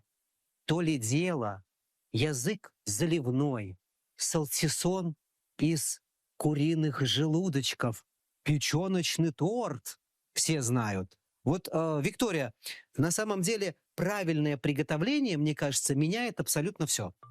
Да, Николай, для моих детей печень, печеночные котлеты и печеночный торт – это вообще лучшее, что я могу им приготовить на ужин. Они обожают эти продукты, и это меня очень радует. Виктория, давайте разбираться. Итак, субпродукты. Что это такое с точки зрения нутрициологии и диетологии? Вообще я здесь как раз согласна с Татьяной и считаю субпродукты этаким деликатесом. Возможно, это такой суперфуд в мире продуктов животного происхождения. Кстати говоря, считается, что печень – это один из немногих продуктов, который содержит практически полный набор витаминов и минералов для нашего питания. То есть, обратите внимание, это вовсе не овощи и фрукты, как мы обычно думаем, что для того, чтобы получить витамины и минералы, нам нужны овощи и фрукты. Печень содержит полный набор. Сердца, та же самая ливерная колбаса, которую делали наши бабушки в деревнях. То есть действительно субпродукты – это отличный источник волокон, коллагена, эластина. Это тот самый популярный коллаген, который многие пытаются пить в виде биологически активных добавок. В чем смысла нет совершенно, но гораздо больше смысла питаться полноценно, получать полноценный белок. И если уж вам хочется получать коллаген из пищи, извне, лучше использовать здесь субпродукт. Печень, например, это не только орган, который очищает наш организм, но это еще орган, который участвует в кроветворении, в синтезе многих белков, микро-макроэлементов. И получается, что употребляя этот орган в пищу, мы как раз-таки получаем все самое ценное оттуда. Печень – это такой, можно сказать, фильтрационный орган с какой-то стороны. И считается, что он якобы накапливает токсины, накапливает какие-то вещества. На самом деле печень сама по себе – это скорее орган, который обезвреживает токсины. И в самих клеточках печени не будет тех токсинов, которые смогут нас отравить. Но если вы беспокоитесь, можно вымачивать печень в воде, либо в молоке, сливая эту жидкость. Таким образом вы полностью обезопасите себя от каких-то веществ, которые могут там находиться. А что касается печени, то печень – это, пожалуй, самый богатый источник гемового железа. Во-первых, свиная печень – это продукт максимально богатый железом.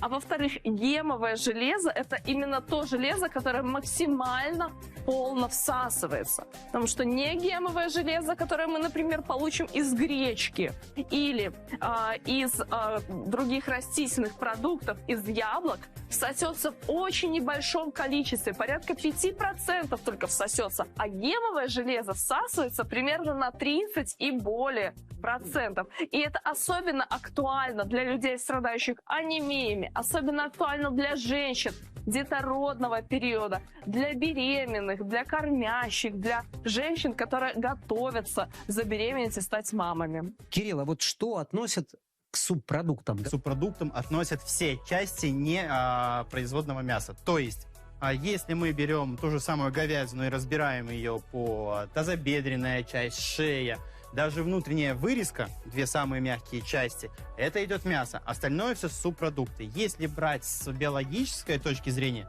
то субпродукты это как раз-таки внутренности, такие как печень, желудочки, сердца. Виктория, ну давайте еще немножко расскажем о плюсах субпродуктов. Микро-макроэлементы, витамины, минералы. Там их очень много. Да, давайте, там их много, там их почти все, что нам нужно, но в особенности здесь есть большое количество жирорастворимых витаминов, особенно витамин А, витамин Е, витамин К. Здесь есть селен и цинк. А цинк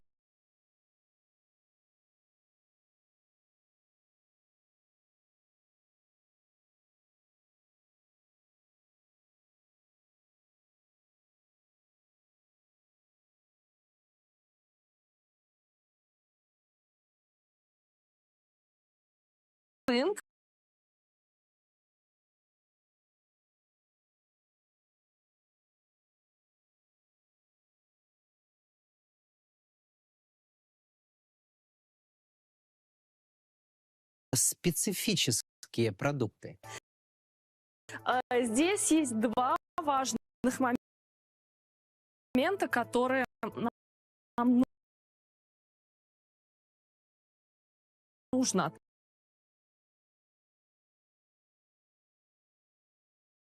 отметить. Вообще субпродукт очень хороший продукт с точки зрения насыщенности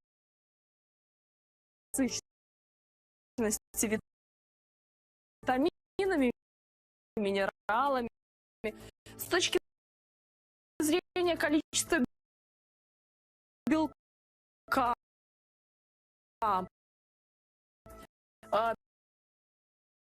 печень,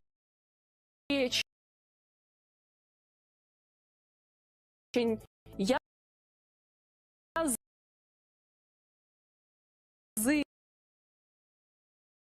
сердца, желудочки. Здесь важно для людей с преддиабетом,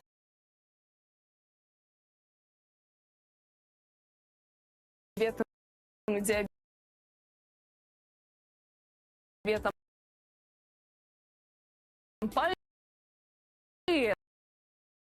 поэтому нужно учитывать, что субпродукты — это очень жирные продукты, и не злоупотребляют, их производится вот эта мочевая кислота, и из-за нарушения метаболизма мочевая кислота в виде кристаллов оседает в сустав. Раз в неделю, да, если мы говорим сегодня о семейном рационе, мы можем субпродукты включать. Да. Кирилл, а вот есть какие-то такие, может быть, интересные, специфические? Скажите, с какими продуктами лучше сочетаются субпродукты? Здесь нам на помощь приходит наша любимая здоровая тарелка. Субпродукты — это все-таки представители белкового компонента в нашем питании. Соответственно, важно добавить углеводный компонент в виде злаков, либо цельнозернового хлеба, либо макарон твердых сортов, либо картошки. И важно добавить большое количество овощей, и таким образом мы получим полноценное, очень сочетаемое блюдо. Мы все знаем, что есть субпродукты, которые требуют более длительного правления. Вот как быть в такой ситуации, когда времени нет?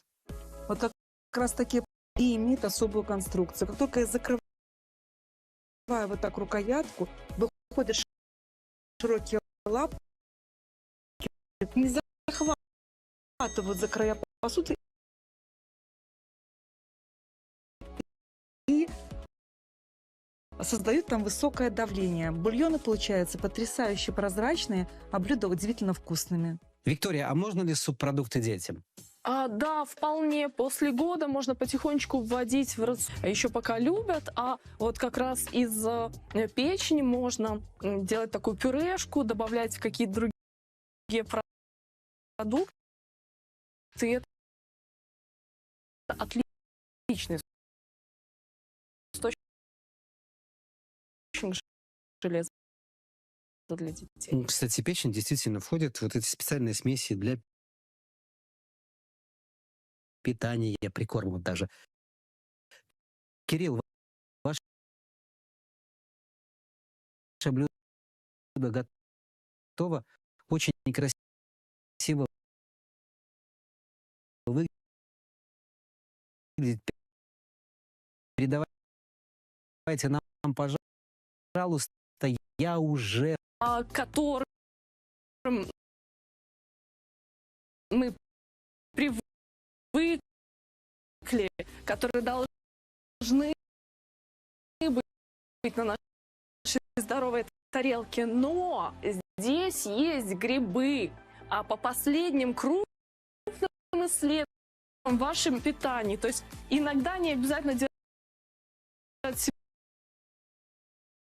себе салат, можно взять какие-то маринованные грибочки, и это тоже будет альтернативным способом добавить в свой рацион продуктов. Овощи, фрукты.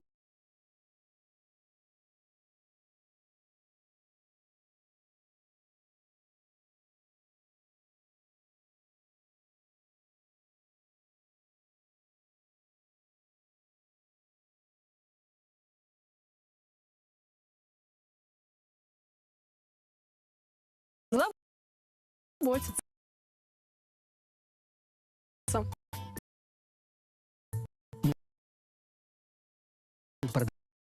Продолжаем нашу программу.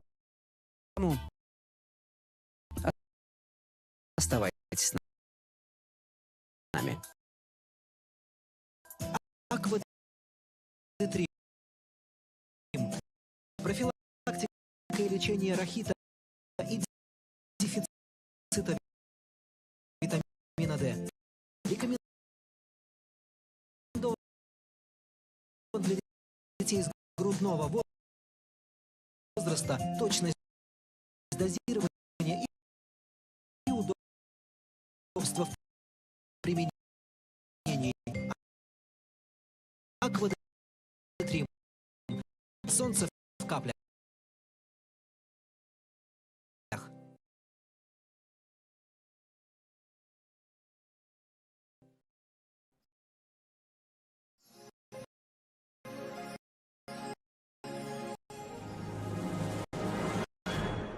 $29 18 копеек. Чому ви купили доширак Квісті? Так ён на 15% больше за звычайную локшину. І я шил їм у 10 разів більше горонины. Доширак.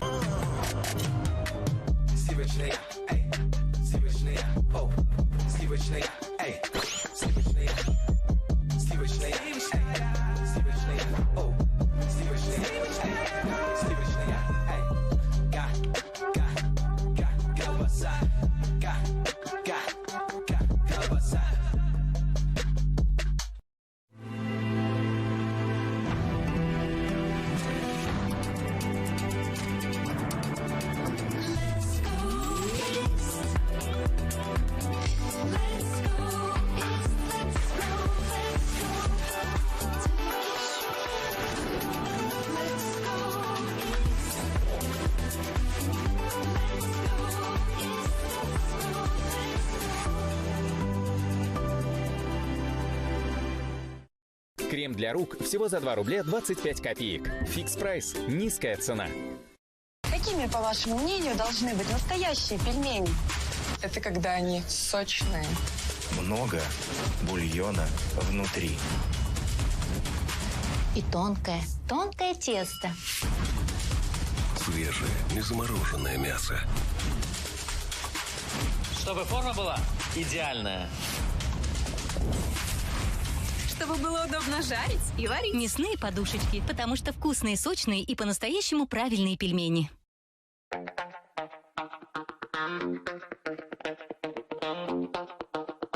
Рассудительные покупают здесь. В «Пятом элементе» смарт-часы Huawei Watch GT4 с функцией умного подсчета калорий и до 14 дней работы без подзарядки со скидкой 40%. Всего за 449 рублей. «Пятый элемент Бай». Все покупают здесь. Хроническая венолимфатическая недостаточность, отеки ног, усталость, боли. Диавен повышает тонус вен. Диавен помогает уменьшить тяжесть, боль, усталость в ногах при венолимфатической недостаточности. Повышает тонус вен. Диавен. Ликфарм. Качество доступно. На даче нужно отдыхать. Работать будет мотоблок. В 7771 скидки на тяжелый мотоблок М18 Pro мощностью 18 лошадиных сил.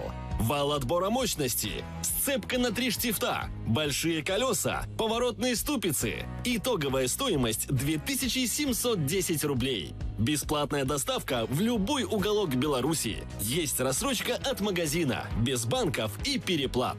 Звоните 7771. Звонок бесплатный.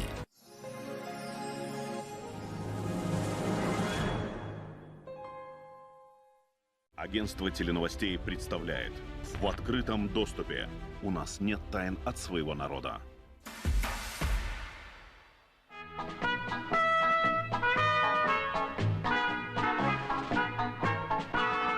Ребята, сегодня мы собрались по поводу всесоюзного праздника Дня физкультурника. Спортландия между 4-м и 5-м отрядом.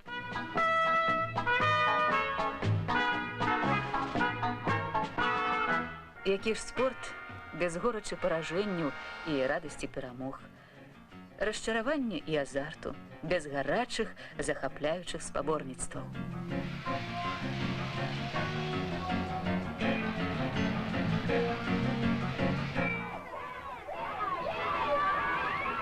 Это «Спортландия». Игра, которая родилась в передаче белорусского телевидения. Теперь в нее играют повсюду. И не только у нас в республике. Да, эта игра, хоть каждое упражнение в ней разработано на основе научной методики в Белорусском институте физкультуры. Игра, в которой они познают радость движения. Пусть она сохранится у них на всю жизнь. Пройдет всего год-два, и долг призовет их в ряды нашей армии. Подготовиться к ней физически, приобрести необходимые навыки, помогает допризывникам комплекс ГТО. Умение мягко стрелять необходимо каждому сдающему нормы ГТО.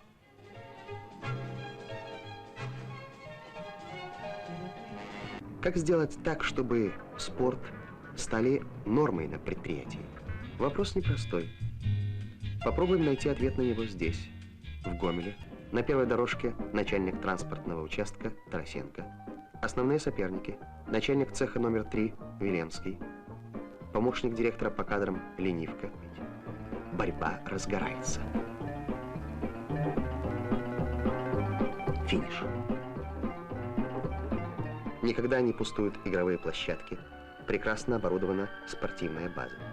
Там, где руководство хорошо понимает общенародное значение ГТО, где находит поддержку любое начинание физкультурников, там и заслуженный успех.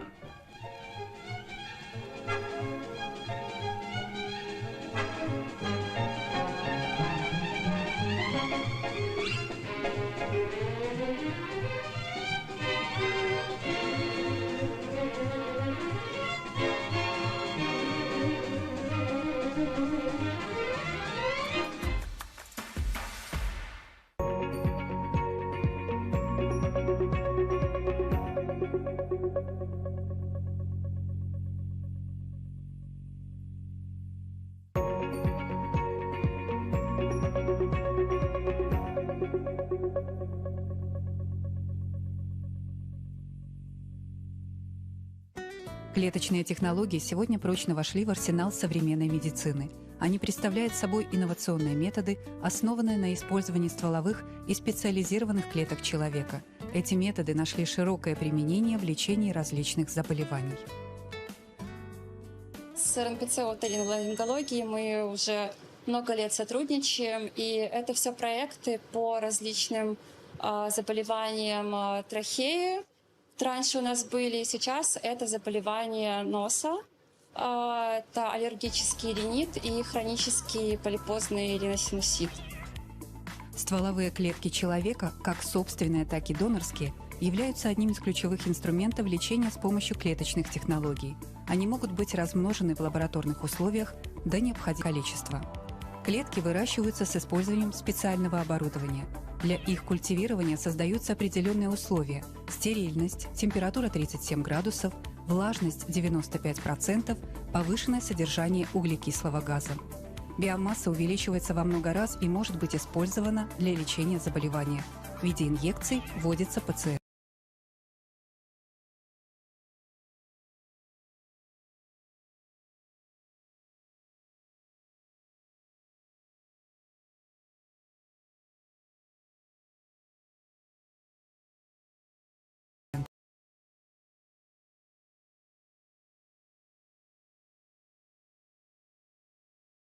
Их удивительное свойство заключается в том, что они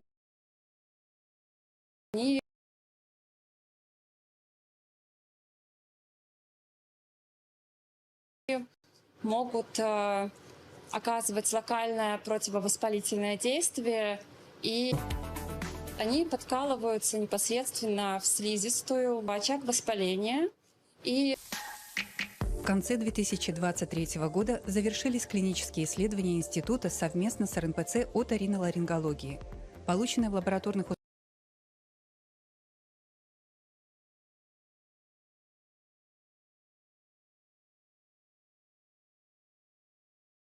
условиях, которым раньше не помогала стандартная лекарственная терапия.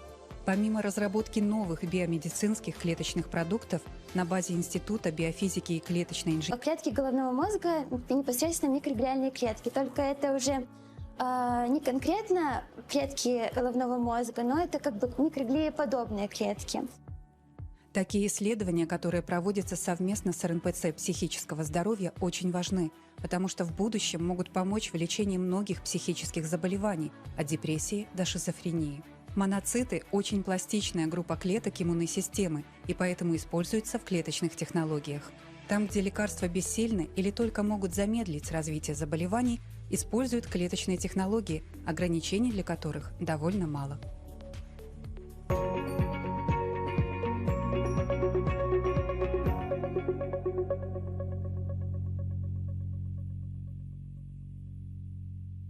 Когда хочется что-то в жизни поменять, начните с отношения к своему здоровью. Что скрывать? У каждого есть свой набор зависимостей и вредных привычек. Курение, алкоголь, переедание и даже многочасовое сидение за компьютером. Посмотрите на свой образ жизни со стороны и поймите, от чего пора избавиться в вашем случае. И это будет первый шаг, который убережет вас от нежелательных последствий. Увидимся через неделю. С вами была программа «Здоровье». Фитолизин. 9 экстрактов трав, 4 эфирных масла. Оригинальный традиционный лекарственный препарат растительного происхождения. Обладает противовоспалительным, спазмолитическим, мочегонным, антибактериальным действием. Применяется в комплексной терапии цистита, уретрита, пиелонефрита. Предупреждает образование камней и песка, способствует растворению уратных камней. Оригинальный традиционный лекарственный препарат растительного происхождения. Фитолизин.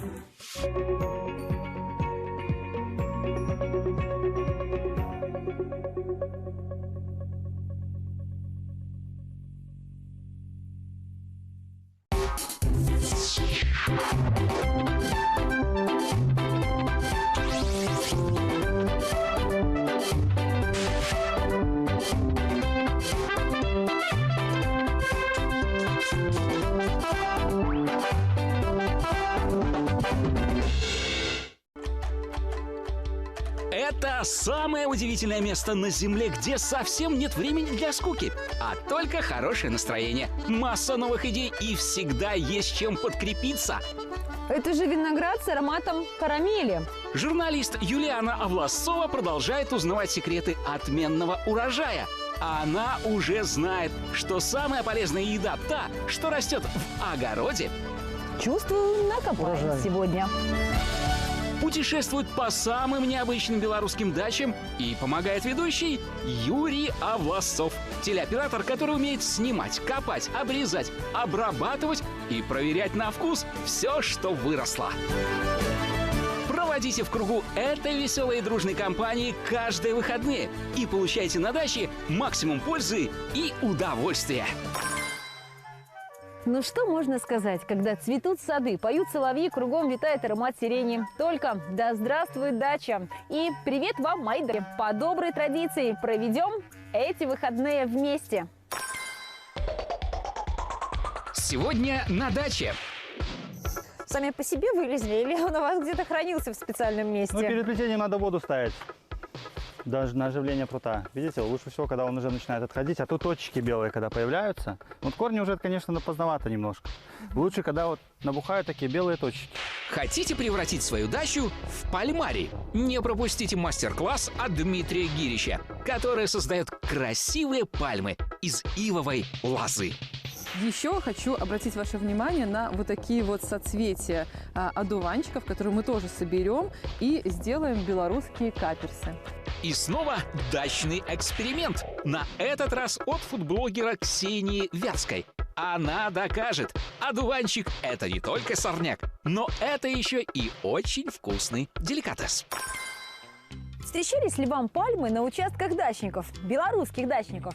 Где-то в оранжереях или зимних садах может. А вот так, чтобы прямо во дворе? Думаю, вряд ли. А вот в нашей программе их удалось повидать в деревне Колодники Дзержинского района. Ну вот же она, настоящая белорусская пальма. И в питомнике «Живая ива», где гостим мы сегодня с Юрой, я бы сказала, расположился целый ивовый пальмарий, хозяин которого Дмитрий Гирич любезно согласился рассказать дачникам, как ивовый рай создать у себя на даче. Дмитрий, ну вот вырастить на даче южную теплолюбивую пальму нереально. А у вас получилось пальму, созданную белорусской природой. Да, можно, конечно. Черенок надо взять сортовой, американки гигантской. Черенок только сортовой? То есть прийти куда-нибудь... Обычную можно, но приживаемость у нее не очень. Процентов 60-70 от силы, наверное. И со временем они погибают. Эти более выживаемые. Потому что их же много в одном месте мы сажаем. Поэтому только так лучше. Сортовой черенок, умелые ручки. Да, но руки по-любому надо приложить. Время потратить, конечно. Потренироваться надо, чтобы получалось красиво. Только посмотрите результат упорных тренировок Дмитрия. Забор из ивы, арка из ивы, деревья, да они же все из ивы и разной формы. От кувшина до... Смотрите сами. Сюда бы шезлонг, бассейнчик, и никакой курорт не нужен. Согласен, согласен. Дим, ну я вот все-таки, я, конечно, в восторге, но сплести вот такое, это какая-то техника должна быть. Вы где-то этому учились? Ну, где учатся в основном? Что-то сами придумают, что-то в интернете видели, что-то доработали. Поэтому так, тут каркас делается специальный. Сварить просто нужно каркас для этих деревьев. Без каркаса такое не сделаешь формы. А здесь вы просто плели косичку? Да, здесь просто косичка. Я тоже могу этому научиться? Или мне нужно пройти сначала какой-то курс соломоплетения, лозоплетения? Да ничего, надо проходить, потренироваться просто. Потренироваться и все, что там. В любом деле можно научиться. Главное желание иметь. Приглашаю вас на урок по ивоплетению. Сделать плетеную иву своими руками под силу не только мастерам лозоплетения, но и людям, далеким от народных промыслов. Я готова к работе. Дима, это ж какая у нас с вами пальма получится? Если я 1,67 м, ну, 2 метра. Не получится такая. Почему? Горшок потом еще за уклон идет расстояние сантиметров 20. Итого 1,60 м где-то получится. Но все равно будет красиво, я в этом даже не сомневаюсь. А вы мне расскажите, подготовить пруд надо как-то подготовить. Надо, конечно, да. Надо сортировать, чтобы он был одинаковый по толщине и по длине. Иначе тогда тройки начнут переламываться. Если, допустим, 3 тройки будут тонкие, 3 толстые, они между собой толстые согнут тонкие. И будет некрасиво просто. Чтобы на нашей даче красовалась такая пальма, Дима все подготовил заранее. И на прутьях уже даже появились корешки. Наверное, так надо. Сами по себе вылезли или он у вас где-то хранился в специальном месте? Ну, перед плетением надо воду ставить. Даже на оживление прута. Видите, лучше всего, когда он уже начинает отходить, а тут точки белые.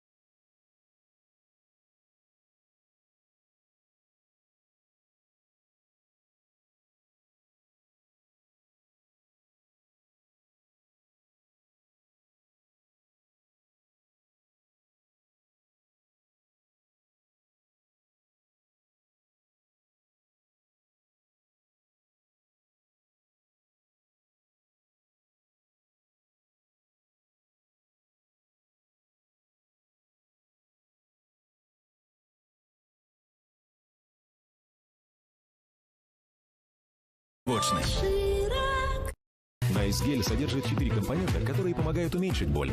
Найсгель помогает, боль облегчает.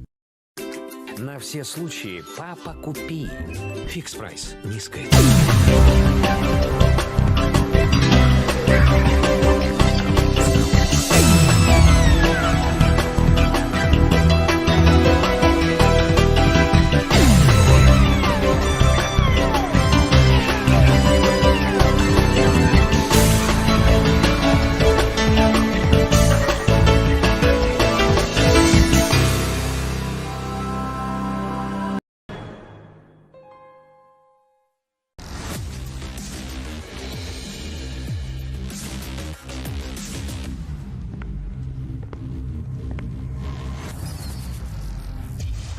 Губернатор Гродненской области, экс-министр здравоохранения Владимир Караник.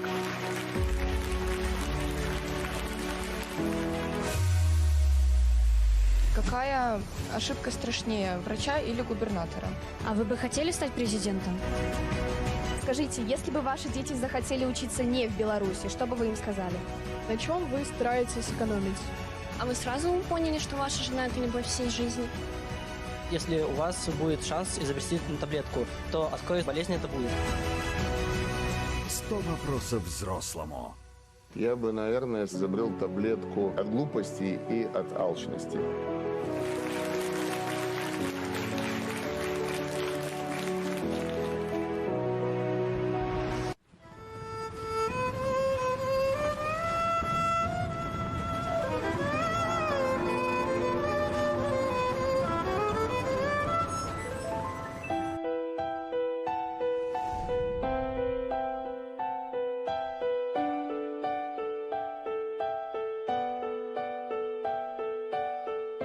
Босенков Петр Харитонович, участник Великой Отечественной войны, герой Советского Союза, старший сержант. Родился в деревне Вылево, ныне Добружского района Гомельской области, в крестьянской семье. В период Великой Отечественной войны сражался с захватчиками под Сталинградом, на Курской дуге, в Беларуси, Прибалтике, Восточной Пруссии, Германии. Механик-водитель танка Т-34 326-го танкового батальона. 18 сентября 1944-го экипаж танка, в составе которого был Петр Харитонович Босенков, отбил 8 контратак танков противника, уничтожив 3 танка и 1 самоходное орудие. Оставшись один, после гибели остальных членов танкового экипажа, Петр Босенков не прекратил боя до подхода подкрепления. Именем Петра Харитоновича названа одна из улиц рабочего поселка Костюковка, ныне черта города Гомеля. На доме, где он жил, установлена мемориальная доска.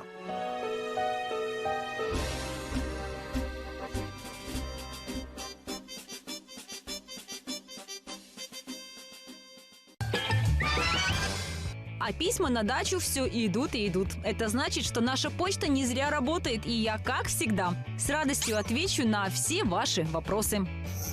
Белорусскими арбузами и дынями уже никого не удивишь, но вопросов по их выращиванию еще много. Я так и не определилась, как лучше выращивать бахчевые – в открытом грунте или в теплице. Действительно, бахчевые культуры давно обосновались на дачных огородах и фермерских полях.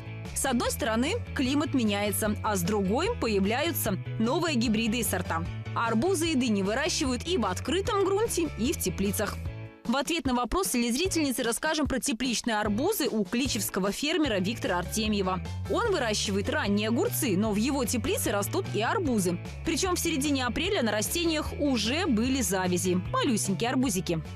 Это какая-то специальная технология? Расскажите. Нет, я просто решил сделать эксперимент. На рынке купил первую попавшуюся семена арбузов. Вырастил рассаду так же, как огурцы. И одновременно с ними чуть позже посадил сюда в теплицу. Формирую также в один стебель, как огурец. Вот, но немножко другие требования к арбузу, чем к огурцу. Ближе к осени хозяин увидит результат. Или, вернее, попробует выращенные арбузы и сделает выводы. А подкормки? Все как и у огурца? В данном случае все как огурцы, потому что, по большому счету, это родственные растения. одного параллельные подвиды. Поэтому не заморачиваясь, подвязал, в один стебель формировал. Единственное отличие от огурца у меня будет то, что я каждый арбузик, который будет созревать, подвешу в сеточку, как вот мы покупаем апельсины, картошку в эту сеточку, на веревочку, и все, и будут они висеть, созревать в один стебель. Арбуз – это южная культура, поэтому требует большого количества света и тепла. А вот что касается влаги, то арбуз – засухоустойчивое растение. Сколько же полива ему потребуется? Но все-таки в теплице намного жарче, чем на свежем воздухе. Соответственно, и полива надо будет арбузу раза в 3 больше. Для арбуза полив важен в первое время. А потом то, что у нас в теплице жарче, это то, что арбузу надо по жизни. Единственное отличие от огурцов, когда уже завяжутся плоды, я просто-напросто возьму и отброшу от корней ленту капельного полива в сторону. Арбузы не любят влаги полива, тогда они не вырастут сахарными и сладкими. Они будут водянистыми, крупными, но не сладкими. Для того, чтобы корни уходили в землю, брали влагу из глубины, им надо много солнца, чуть-чуть почвенной влаги, и получается прекрасный сладкий арбуз. Кстати, арбузы, выращиваемые как огурцы, фермер попробует гораздо раньше, чем те, что выращиваются в огородах и на полях. Благодаря отапливаемой теплице и теплым полам в ней арбузы Виктор Артемьев посадил, как и огурцы, в середине февраля. Так что и большие ягоды будет пробовать примерно на 2 месяца раньше обычного. Говорят, что из одуванчиков можно сделать каперсы по-белорусски. Это правда? Расскажите, как? Одуванчики – яркая примета мая, с которой многие борются как с вредным сорняком. А дачники, современные и продвинутые, пытаются использовать их с пользой для желудка и здоровья. С фуд-блогером Ксенией Вятской мы совсем недавно собирали листья одуванчика вместе с другими дикоросами для начинки вкуснейших дачных чебуреков. Но из одуванчиков могут получиться и другие вкусняшки, даже каперсы. Еще хочу обратить ваше внимание на вот такие вот соцветия одуванчиков, которые мы тоже соберем и сделаем белорусские каперсы. Смотрите, сколько у меня их. Да, берите самые такие вот молоденькие. Красиво. Каперсы – род растений, которые растут в тропиках и субтропиках. В кулинарии, к примеру, в средиземноморской кухне используются не распустившиеся цветочные бутоны каперса колючего. Их маринуют в уксусе или масле. Это и есть то, что мы называем каперсами. Они не еда, но приправа. Пряно-горчичный вкус взбодрит любое блюдо. Также и с белорусскими каперсами. Не распустившиеся бутоны одуванчиков мариновать можно очень просто.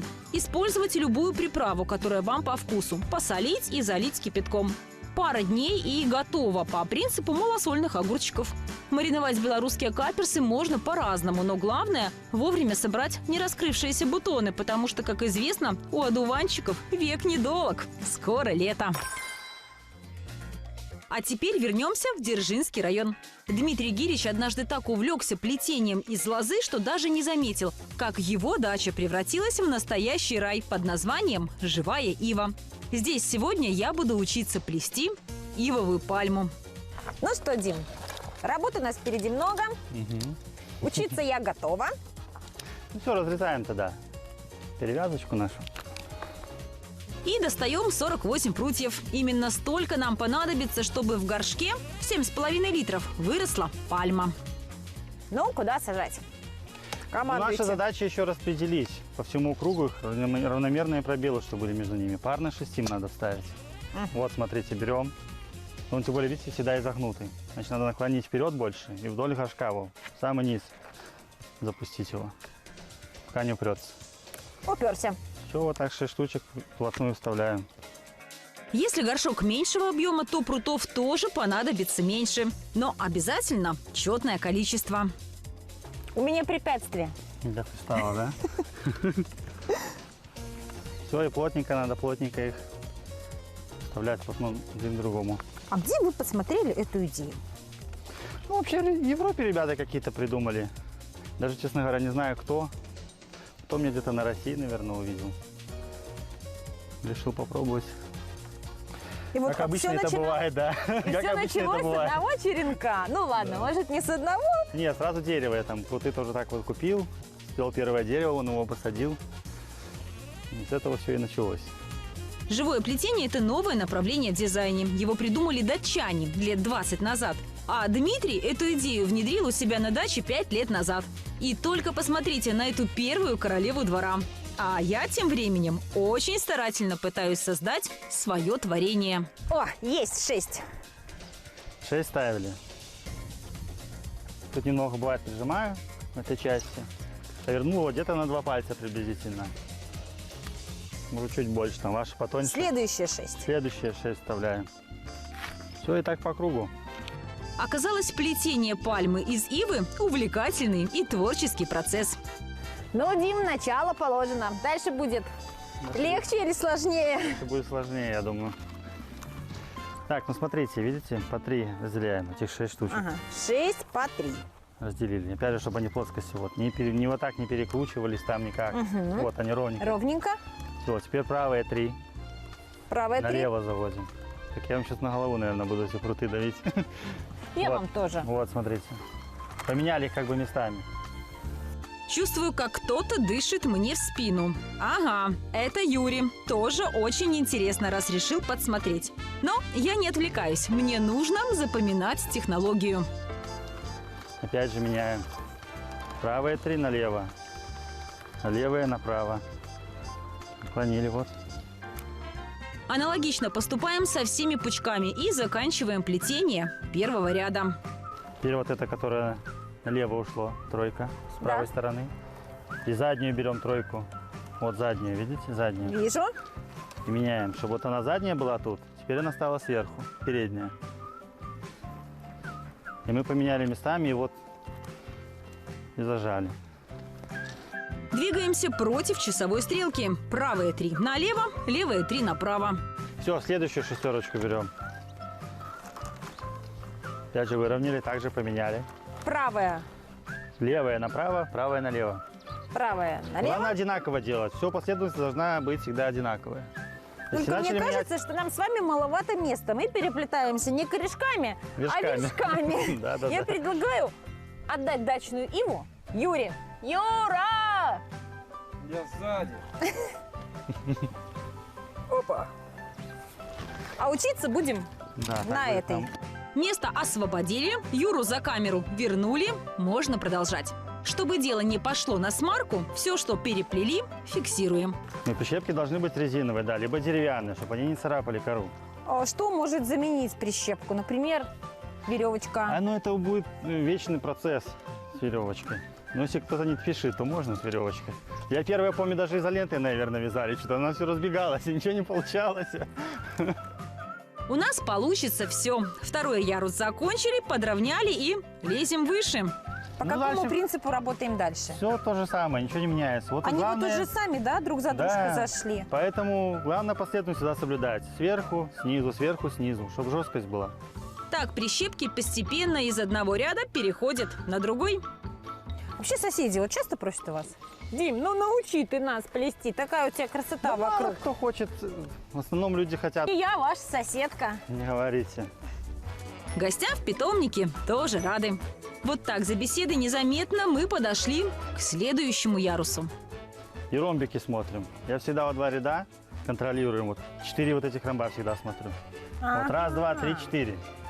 Это такой лайфхак для тех, кто только собирается научиться. Потому что... Считайте ромбики. Не то, что считать. Смотрите, чтобы они были 4 одинаковых. Вот эти 4 были одинаковых. Самое сложное – это плетение первых рядов. Является азарт, ведь уже потихоньку что-то вырисовывается. Наше дерево выросло, длины рук не хватает. Поэтому работу продолжаем стоя. А когда уже и стоя не достаем до макушки, опускаем дерево на землю. Заступаем на последний круг, и вот он, финиш. Ивовая пальма готова. Можно так немножко растянуть его. Не сильно. И все, и ромбики, главное, смотрим так, чтобы оно ровненькое было. Ну, вроде ровно. Я предлагаю закрепить изученный сегодня на даче материал на нашей дачной пальме. А там уже расскажем, как зафиксировать вверх. Ну, давайте, хорошо. Юра, неси пальму. Ай, спасибо. Повторим урок. Берем 6 прутьев, разбиваем по 3. То же самое делаем с соседним пучком. Правая половинка уходит налево, левая направо. Соединение скрепляем прищепкой. Аналогично поступаем со всеми пучками. Минут 10, а если на даче найдете компаньона, как Дима сегодня, то минут 5 и готово. И уже через месяцок, когда дерево приживется, сможете загорать под пальмой. Только зафиксируйте макушку. Ну все, я всегда пар на 6 вот перевязываю, перевязочку делаю. Вот. Некоторые прутом делают это.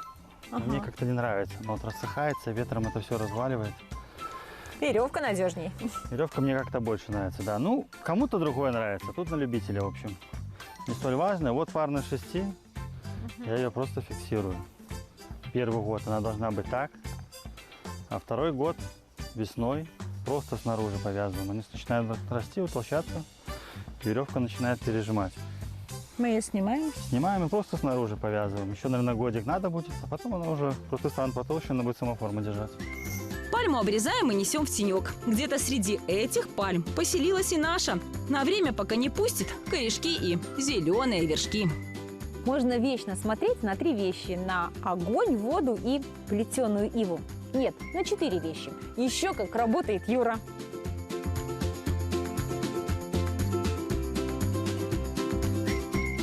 Да, Юрочка, кушать на даче у тебя получается гораздо лучше.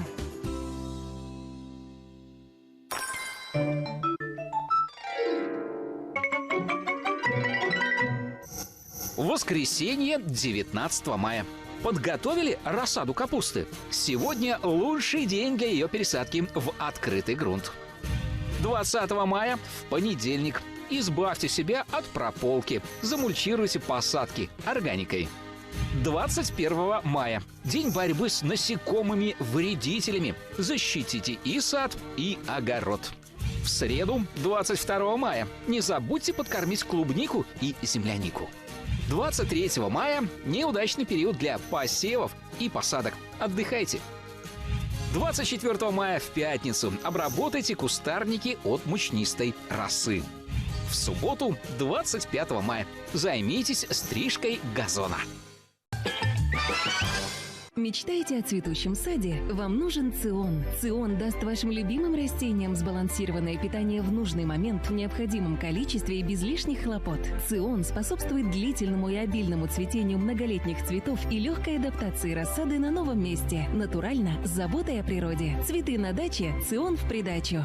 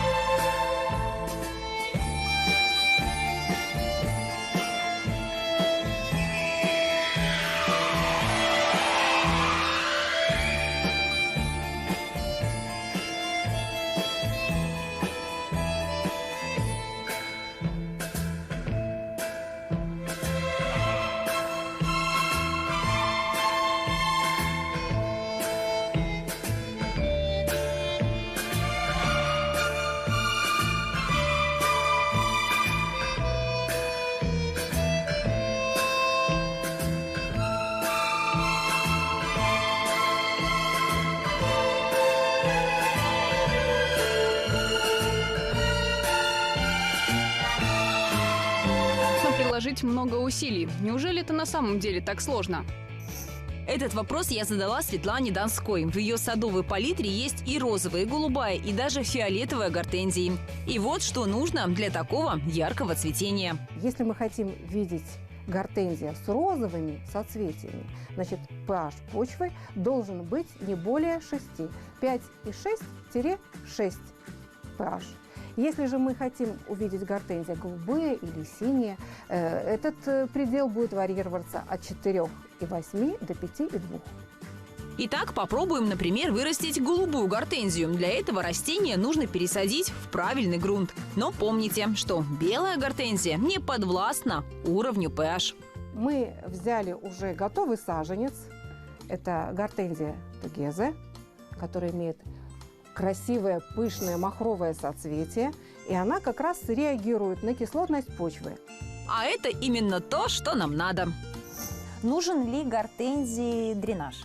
Так, если мы говорим о больших емкостях, да, и при этом желаем увидеть гортензию розового цвета, можно использовать для дренажа керамзит. Понимаем, что керамзит слегка защелачивает почву. Если же у нас есть желание увидеть синие гортензии, мы отказываемся от керамзита. В данном случае я взяла просто суглинистую почву.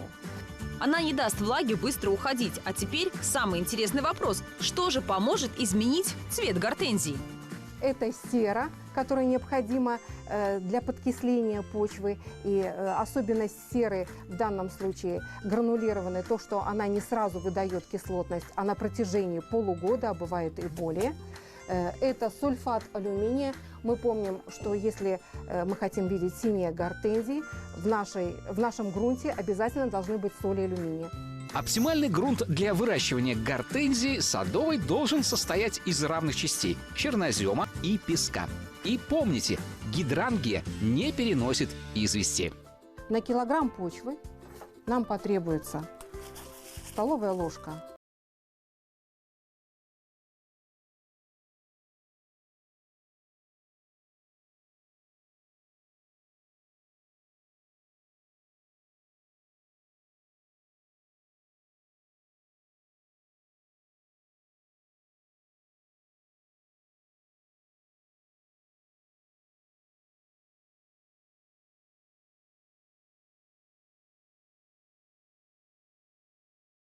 Гортензия растет в садовой клумбе, то почву желательно подкислить специальными препаратами. Какому растению лучше отдать предпочтение? Контейнерному или тому, который высадили в открытый грунт? Ну, прежде всего, надо понимать ваши возможности. Если вы дачник и приезжаете на участок раз в неделю, может быть, 2 раза в неделю, а в это время стоит жара, мы помним, что растение гортензия – это влаголюбивое, да, и мы оставили его в контейнере, пусть даже на 3 дня, к сожалению, мы можем очень быстро его потерять. Поэтому на дачах выбираем грунтовую форму посадки. Широколистную гортензию сажают весной, когда почва прогреется, а заморозки совсем прекратятся. Кусты размещайте в метре друг от друга. А хотите самый неприхотливый вариант? Тогда вот, пожалуйста, первая в мире ампельная гортензия. Неужели гортензия бывает ампельная? Как видите, первая в мире ампельная гортензия – Runway Bright. А в переводе «сбежавшая невеста». И откуда же сбежала эта гортензия? Из Японии. Чтобы радовать своим обильным цветением белорусских. Май, ты самый лучший месяц. И как же хорошо, что ровно через неделю ты подаришь нам еще одни выходные, которые мы с удовольствием проведем на даче. До встречи!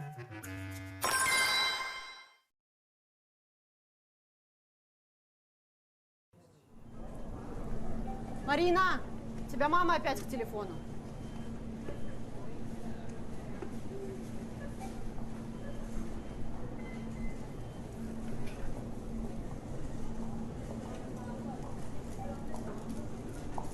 Алло, мамочка, привет. Да, конечно, я помню. Да, я обязательно тебе позвоню, как буду выходить. Но мы сегодня допоздна сдаем смену.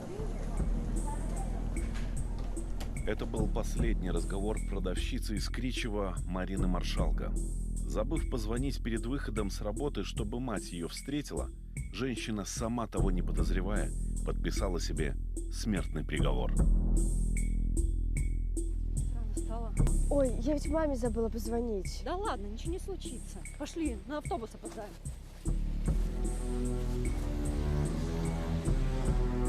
Не дойдя до своего дома несколько сотен метров, Марина Маршалко будет хладнокровно убита 7 ударами ножа. Окровавленную девушку обнаружит ее мать, которая выйдет навстречу, так и не дождавшись звонка. Тело обнаружит у подъезда. Девушка скончается в машине скорой по дороге в больницу.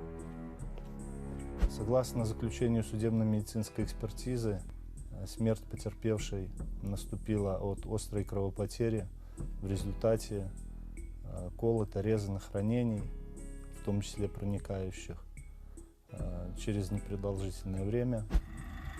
Но кто мог совершить такое и какой мотив убийства? На раскрытие этого преступления понадобится долгих 18 лет. Тогда еще следователи не знали, чтобы выйти на преступника, нужно будет расследовать череду грабежей и изнасилований.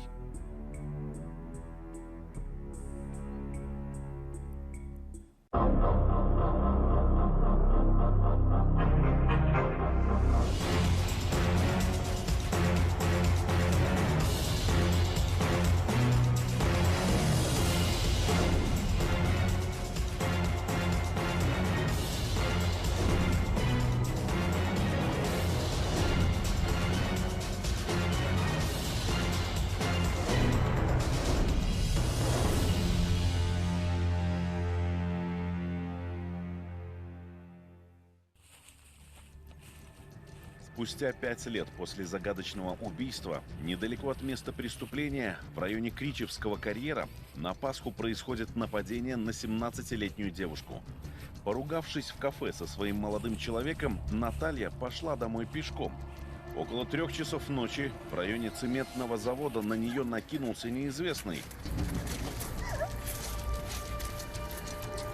Напал сзади, схватил жертву за шею и стал душить, а после избивать. Парень заставил раздеться, разорвал на ней оставшуюся одежду и бесцеремонно надругался, невзирая на слезы и мольбу о пощаде. После того, как Наталья пообещала не сообщать в милицию, насильник встал с нее и ушел в темноту. Уже через час нападавший оказался в милиции.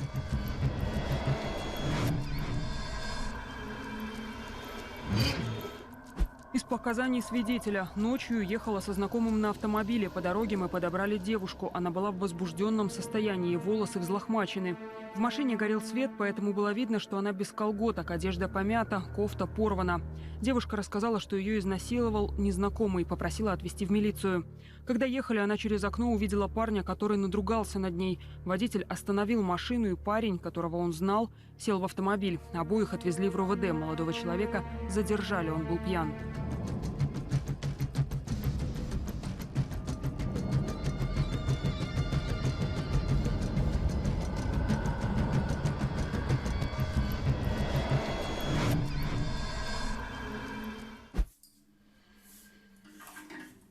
Нападавшим оказался житель Кричева Юрий Зуев. На тот момент ему 25 лет. Еще в милиции он признается в изнасиловании, напишет чистосердечное признание, будет сотрудничать со следствием. На суде потерпевшая вместе с мамой простит обидчика. Единственное отягчающее обстоятельство – алкогольное опьянение. На тот момент у Зуева была практически идеальная биография. После армии устроился на работу, имел хорошую характеристику, впервые привлекался к уголовной ответственности. Как итог, минимальный срок – 3 года ограничения свободы. В том же 2006 году в Беларуси завершился громкий судебный процесс над участниками Кричевской банды, которые совершали грабежи и разбойные нападения, безжалостно и хладнокровно убивая всех, кто стоял у них на пути. Жертв резали ножом, пытали раскаленным утюгом, добивали монтировкой. Тогда же суд приговорил фигурантов к исключительной мере наказания – расстрелу. В 2008 году один из смертников сознается в убийстве Марины Маршалко. Неужели преступление раскрыто? И к нему причастны кричевские головорезы, которые до этого беспощадно убивали своих жертв только ради денег? Опытные следователи незамедлительно начинают проверять эту версию. Данная информация проверялась мной в то время, однако своего подтверждения она не нашла. Александр Вержбицкий, будучи следователем по важнейшим делам прокуратуры Могилевской области, проводил следственные и процессуальные действия по возобновленному уголовному делу. Занимался назначением экспертиз, проводил проверки показаний на месте, применял меру пресечения, предъявлял обвинения. Также проводил допросы подозреваемого, свидетелей и потерпевших. В дальнейшем передавал уголовное дело прокурору для направления в суд. Данную явку с повинной обвиняемый осужденный уже за ряд убийств, грабежей, разбойных нападений, написал с целью отсрочить исполнение наказания в виде исключительной высшей меры наказания. Уже был вынесен приговор, уже было назначено наказание. Он содержался на тот момент в СИЗО-1 города Минска, ждал исполнения приговора. Если говорить простым языком, он написал эту явку с повинной и сознался в том, что он совершил убийство девушки в Кричеве в 2001 году, исключительно для того, чтобы продлить себе жизнь. Позже окажется, что участник кричевской банды по случайному стечению обстоятельств был понятым в ходе осмотра места убийства, а потому знал некоторые обстоятельства преступления, когда произошло, где находилось тело, от чего умерла жертва. Деталями и совершенного преступления он не владел. Было очевидно, что он не причастен. Так как он тоже был житель города Кричева, то, естественно, он знал о данном преступлении. И более того, было установлено, что находились они со своим подельником непосредственно после того, как было совершено убийство в том месте. В мае 2009 года в Кричеве вновь происходит нападение. Вечером 20-летняя Мария приезжает в гости к своему парню. Молодой человек вернулся с дачи и к моменту приезда девушки был уже в сильном подпитии. В таком состоянии он ложится спать, а Мария уходит домой. Девушка опоздала на последний автобус, который отправлялся в полночь. В темноте, слушая музыку в наушниках, она шла через частный сектор по Овражной улице. Проходя через один из перекрестков, кто-то набросился на нее сзади, схватил жертву за шею, а второй рукой закрыл ей рот и уволок в придорожные кусты. Повалив на землю и нанеся ей несколько ударов, подавляя какую-либо волю к сопротивлению, нападавший стал раздевать беззащитную девушку. Из опроса потерпевшей. Когда я лежала на земле, мужчина сел мне на ноги, потом стащил мою кофту. Та оказалась у меня на голове. Один из рукавов он засунул мне в рот, видимо, чтобы я не кричала.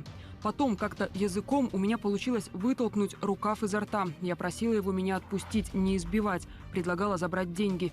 Я запомнила, что у него был голос молодого человека. Говорил он спокойно, не кричал и не угрожал. Далее он снял с меня джинсы и трусы. В это время я услышала мужские голоса, поняла, что кто-то идет. Мужчина закрыл мне рот и сказал, чтобы я не вздумала кричать. Нападавший никак не ожидал, что ночью на окраине Кричева на пустой улице появятся люди. Вряд ли случайные прохожие когда-нибудь узнают, что, проходя мимо именно в этом месте, они спасут девушку от изнасилования, а может быть и от убийства. Когда мимо проходили по улице Комсомольской мужчины, разговаривая, это его спугнуло, он встал с девушки, отошел в сторону улицы, убедившись, что данные мужчины ушли, вернулся, обнаружил лежащий на земле мобильный телефон этой девушки. Из опроса потерпевшей. Я точно помню, что он ложился на меня. Ближе к концу снял с меня серебряную цепочку. Именно снял, не сорвал. Когда у него не получилось совершить со мной половой акт, мужчина встал и ушел. Перед этим он одел мне джинсы и обувь. Я продолжала лежать на земле. На лице у меня была кофта. Я боялась пошевельнуться, прислушивалась, ушел ли он. Позже жертва вспомнит еще одну странную деталь. Незадолго до ухода нападавший стал копаться в ее телефоне, смотреть фотографии и расспрашивать о ее парне. от которого Мария шла домой, но опоздала на автобус. Муж! Я знаю его, он не женатый! На заставке этого телефона у этой девушки знакомое лицо. Это оказался их общий знакомый. Поэтому он стал листать фотографии, увидел там фотографии также знакомых и стал интересоваться у девушки, кто этот человек ей приходится. Услышав ответ, что это муж, насильник сильно разозлился и яростно стал доказывать, что человек на фото не женат и что она ему врет. Узнав, что девушка с ним сожительствует, он забрал цепочку, деньги, мобильный телефон, с которого смотрел фотографии, и растворился в ночной глуши. Он не довел свой этот преступный умысел, как я уже пояснил, до конца. Он изнасилование не смог совершить из-за своих физиологических особенностей организма. Вот. И поэтому было тяжело доказывать. И сама потерпевшая не запомнила толком, приметы нападавшего. Александр Устинов проводил следственные и процессуальные действия по уголовному делу, назначал допросы подозреваемого и потерпевшей, очные ставки, экспертизы. Были отработаны ранее судимые лица, отрабатывались лица, попадавшие в поле зрения правоохранительных органов. Опрашивались соседи, опрашивались родственники. Дело было очень таким своеобразным, улик недостаточно, именно следовой картины. Несмотря на попытки правоохранительных органов его раскрыть, оно оставалось длительное время нераскрытым.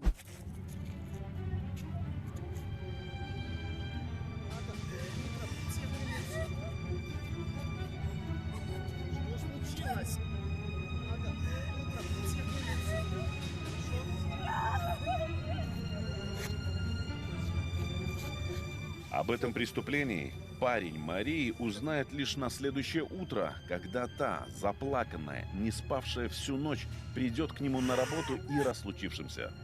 Лишь тогда молодой человек убедит Марию ехать в милицию, где она напишет заявление.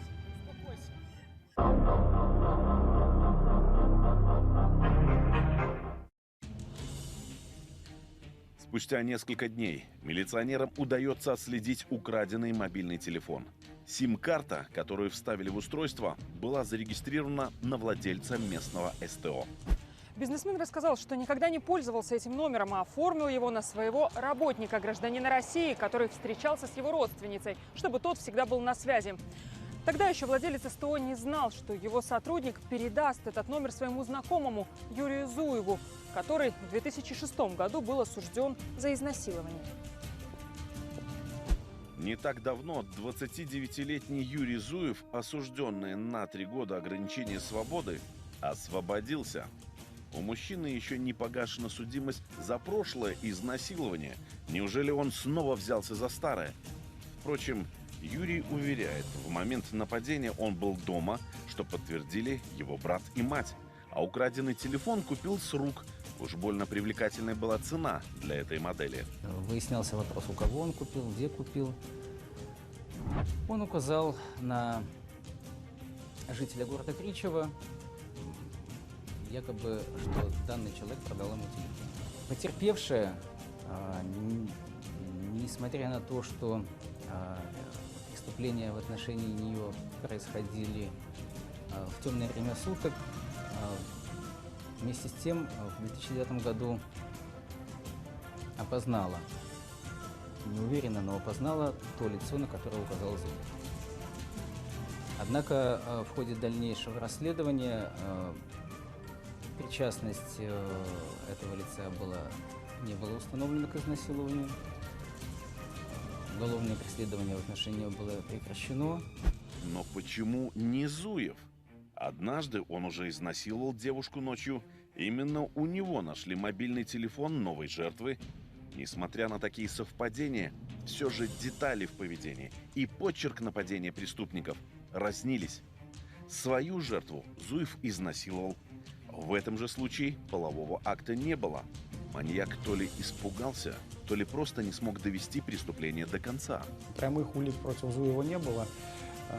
Помимо всего прочего, исследовалась и одежда потерпевшей, в которой она находилась на момент совершения того преступления. Но получилось так, что следов, пригодных для биологических следов, в том числе спермы, там, крови, значит, и иных, не было обнаружено на одежде потерпевшей. Уголовное дело было возбуждено по статье «Насильственные действия сексуального характера». В какой-то степени можно сказать, что нападавший филигранно проделал свою работу, не оставив на жертве своих следов. Даже сама потерпевшая не смогла описать приметы напавшего на нее мужчину.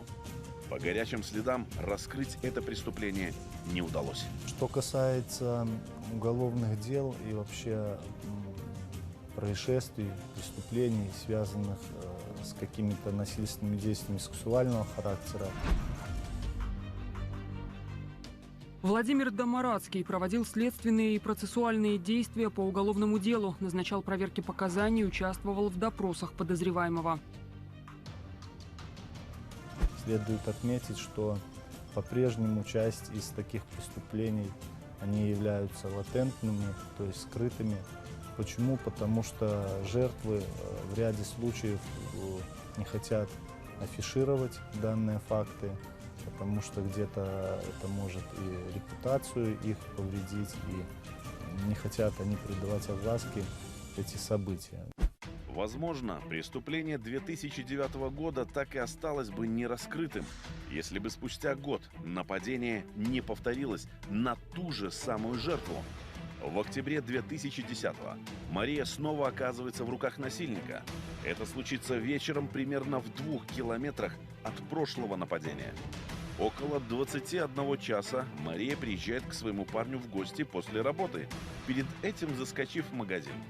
Вдруг она слышит, что кто-то бежит сзади. Обернувшись, она видит Зуева и в этот момент получает сильный удар в лицо. Закрыв ей рот, Зуев пытается увести ее с дороги, как в прошлый раз. Что есть мочи, Мария сжимает челюсти, кусая насильника за руку, которой он закрывает ей рот. Случайно или нет, выяснить так и не удалось, но Зуев совершает вновь изнасилование этой же девушки недалеко от места своего жительства. Совершает он аналогичным образом, нападает сзади, душит, наносит множество ударов потерпевшей. Но убежать не получается. Нападавший хватает девушку сзади за волосы, валит ее на землю и начинает избивать, окуная лицом в лужу. После ударов она перестает сопротивляться, но в этот момент раздается телефонный звонок. Это парень Марины. Он хотел узнать, когда она будет. Маньяк забирает мобильный, оттаскивает жертву в заросли, начинает душить ее шарфом и избивать, полностью подавляя волю к сопротивлению. Длинный шарф использует как удавку. Одним концом затягивает петлю на шее, а вторым связывает жертве руки. Стаскивает с нее пальто и гольф, остальную одежду разрывает. Снимает юбку и нижнее белье, а после жестоко насилует девушку. Потерпевшая заявила о том, что во время совершения изнасилования якобы Зуев ей припомнил те события, которые имели место 1,5 годами ранее, то есть май 2009 года. Он сообщил, что якобы тем преступником, который совершил первое преступление в отношении нее. Из опроса потерпевшей. Зуев насиловал меня на улице 25 октября 2010 года. Он говорил мне, что сегодня закончит то, что не доделал со мной раньше, 4 мая 2009 года. Говорил, что я хотела посадить невиновного и что у меня это не получилось. Он еще несколько раз сказал, что в прошлый раз пытался изнасиловать меня именно он, но тогда у него не получилось, а сейчас получится. Придя в себя, голая, грязная и избитая Мария тут же побежит к своему парню, который все это время не мог дозвониться до девушки. Раздался звонок домофона. В трубку услышал плач и неразборчивую речь Маши. Открыл дверь и вышел ей навстречу. Между 2-м и 3-м этажами увидел Машу. Она была голая, на шее болталось что-то черное, на ноге был бирюзовый бюстгальтер. Увидев меня, она села на лестницу и продолжала плакать. Она сказала, что на нее напали, о чем я сразу же сообщил в милицию. Перенес из квартиры халат и сразу же накинул ей на плечи. Лицо ее было распухшее, на теле и лице были синяки и ссадины, волосы на голове мокрые и в грязи. Зуева задержат менее чем через час. Переодевшись дома, он будет идти в сторону к месту преступления.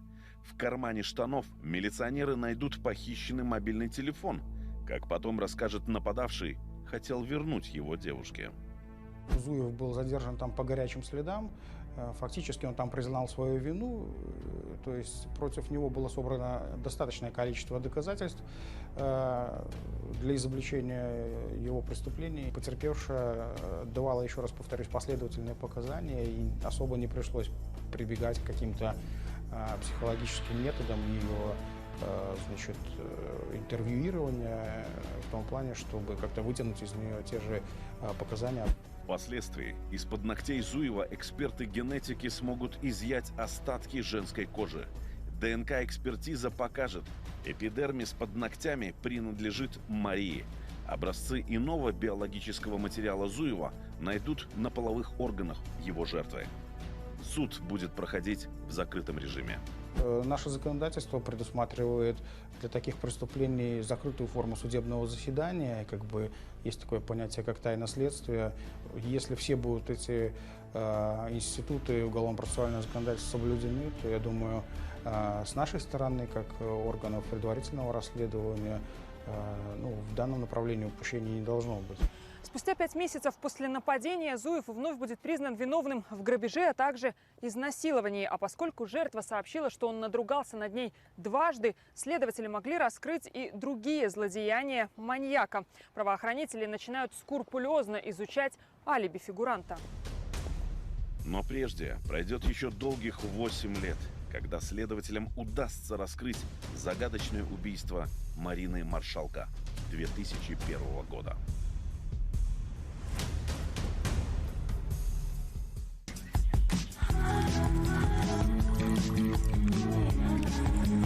Яркий вкус растворимого кофе «Жардин Голд» и «Жардин Дип Дарк». Удовольствие чувствовать.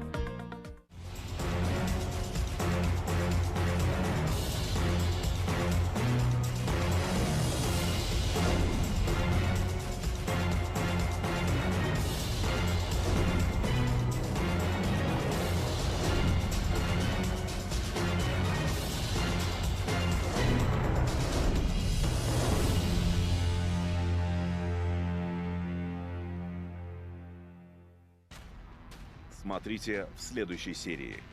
В Кричеве задержан маньяк-насильник. Сам обвиняемый нам об этом ничего не говорил. Одна из жертв нападавшего заявляет, мужчина уже второй раз надругался над ней. Сложная комплексная экспертиза покажет, у обвиняемого серьезное отклонение на сексуальной почве. Подобное вылечить невозможно. Я просил мне врачей, которые говорили это, чтобы как правильно рассказали и в чем моя причина, где мне найти ключ к нему, чтобы правильно вести себя, чтобы не было такой агрессии, как и садизма. Я не могу найти. Как вышли на след новых преступлений кричевского маньяка, раскрыв убийство спустя 18 лет. Сама потерпевшая не запомнила толком, приметы нападавшего, а несмотря на попытки правоохранительных органов его раскрыть, оно оставалось длительное время не раскрытым. Что думает сам фигурант о своих преступлениях? Понимаете, что через 4 года вернетесь в Кричев, и есть вероятность того, что вы снова с ним встретитесь. Понимаю. И правда ли, что он скоро вновь окажется на свободе? Ночные тайны Кричева. Продолжение в следующей серии.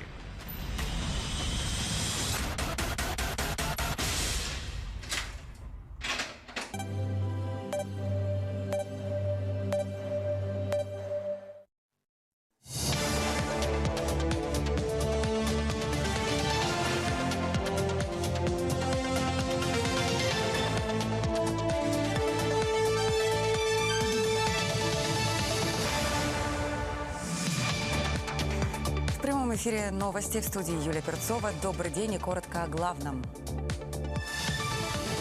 Не спать. Время международной акции «Ночь музеев». Какую программу подготовили для белорусских эстетов? Теледебатам Трампа и Байдена быть, но есть нюанс. Экс-президент США будет требовать проведения допинг-проб перед эфиром. Подозреваемый в покушении на премьера Словакии предстанет сегодня перед судом. Активисту грозит от 25 лет до пожизненного. Дерзайте, побеждайте, преодолевайте. В День работников физической культуры и спорта на стене профильного министерства появился утверждающий мурал. Беларусь построит в Карабахе населенный пункт на 420 семей. Договоренности, достигнутые во время визита Александра Лукашенко в Азербайджан. В строительной сфере наши страны сотрудничают не первый год. Но до настоящего времени основные разработки градостроительной и проектной документации, обмене нормативной базой и технологиями. Планируется, что новый объект построят в Агдамском районе в центральной части Азербайджана. В его архитектуре используют белорусский колорит. Напомним, Александр Лукашенко и Ильхам Алиев накануне посетили возрождаемые территории. Так, Физули возвращены под контроль Азербайджана в октябре 2020 года. Этот город с большим транспортно-логистическим потенциалом, согласно генплану, до 2040-го население увеличится до 50 тысяч человек. Сейчас всего несколько тысяч. Уже 822 семьи переселились, очень довольны, очень счастливы. Работают. И работают. Они все благоустроены, все трудоустроены. А вот рядом уже второй комплекс. Мы начинаем его застройку к концу года. Идет проектировочные работы.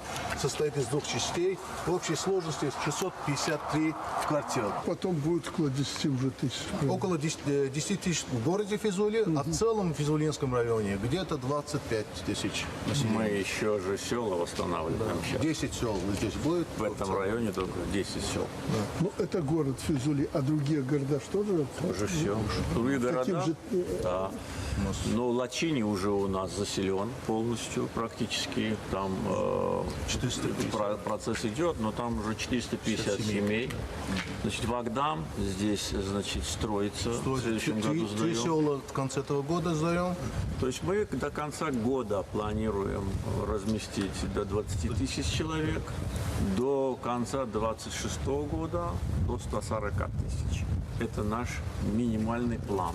но может быть и больше. Эта модель, которую мы сейчас осуществляем в Карабахе и Восточном Зангезуре, потом она будет востребована и в других регионах. И в плане градостроительства, и в плане управления, и в плане коммунального хозяйства. То есть это современная модель, которая по существу изменит Азербайджан полностью. Президенты также осмотрели один из жилых кварталов в Шуше. Город основан еще в XVIII веке. В этом году объявлен культурной столицей исламского мира. Александр Лукашенко подарил городу белорусскую тракторную технику. Сейчас в Шуше также проводятся восстановительные работы и строится жилье. Напомним, Александр Лукашенко и Ильхам Алиев за день до этого провели официальные переговоры. Одна из тем – послевоенное восстановление территорий. Углубление двусторонних экономических отношений между Азербайджаном и Беларусью важно для обеспечения экономического роста и развития стран. По словам азербайджанского политолога Ильгара Велизаде, государственный визит нашего президента в Баку открывает новые грани взаимодействия двух государств. Беларусь у нас занимает вторую позицию после России в списке торгово-экономических партнеров Азербайджана. Причем товарооборот между нашими странами на протяжении очень длительного времени составлял около $500 миллиарда. Это, конечно, не предел, но у нас очень много таких и перспективных проектов. И сейчас на сегодняшний день реализовывается целый ряд проектов в экономической сфере. Сегодня набирают обороты двусторонние проекты в самых различных сферах, в сферах машиностроения, сельского хозяйства. И визит президента Беларуси в Азербайджан открывать новые грани вот этого сотрудничества.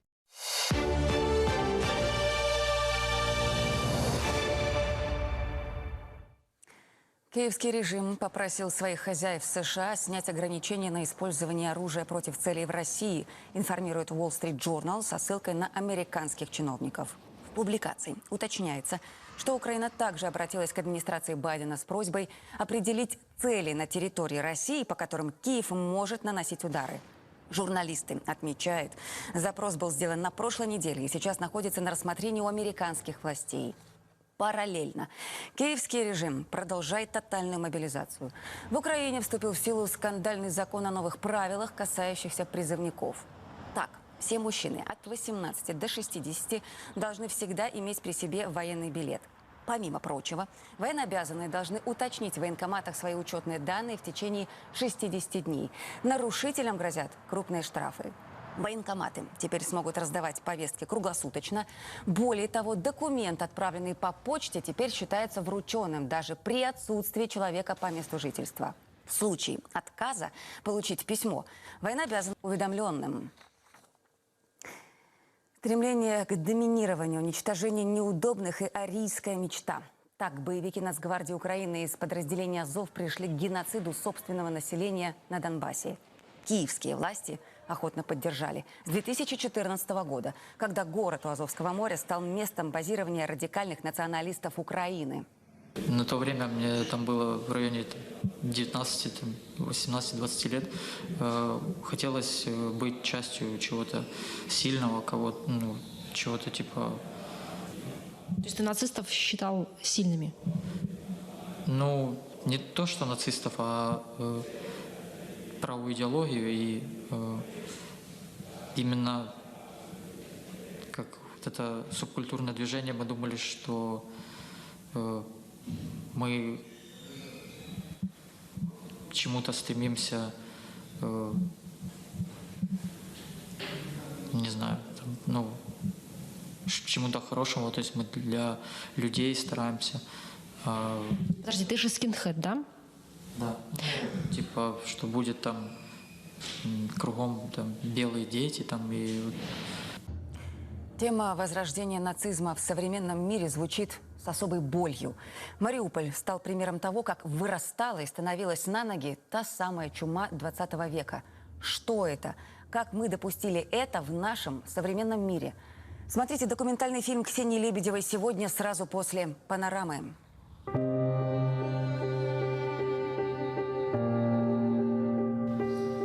Дитё. Лет 14-16. Порванная в хлам, изнасилованная и гениталии залиты монтажной пеной.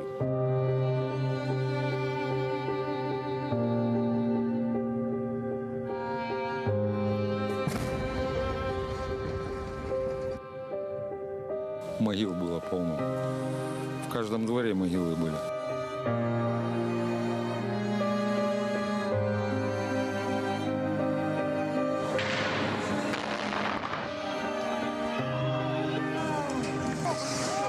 Они, надо понимать, не считали нас за людей.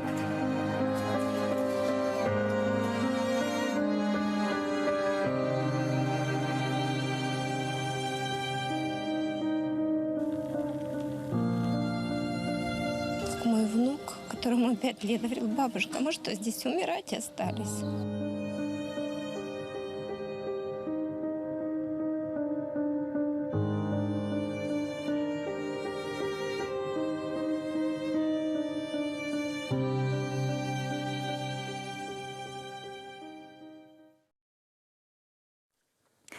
Борьба за президентское кресло в США и матч-реванш. Трамп и Байден проведут теледебаты. Глава Белого дома и экс-президент штатов дали согласие на 2 раунда. Первая встреча состоится 27 июня. При этом Дональд Трамп заявил, что будет требовать допинг-пробы перед дебатами.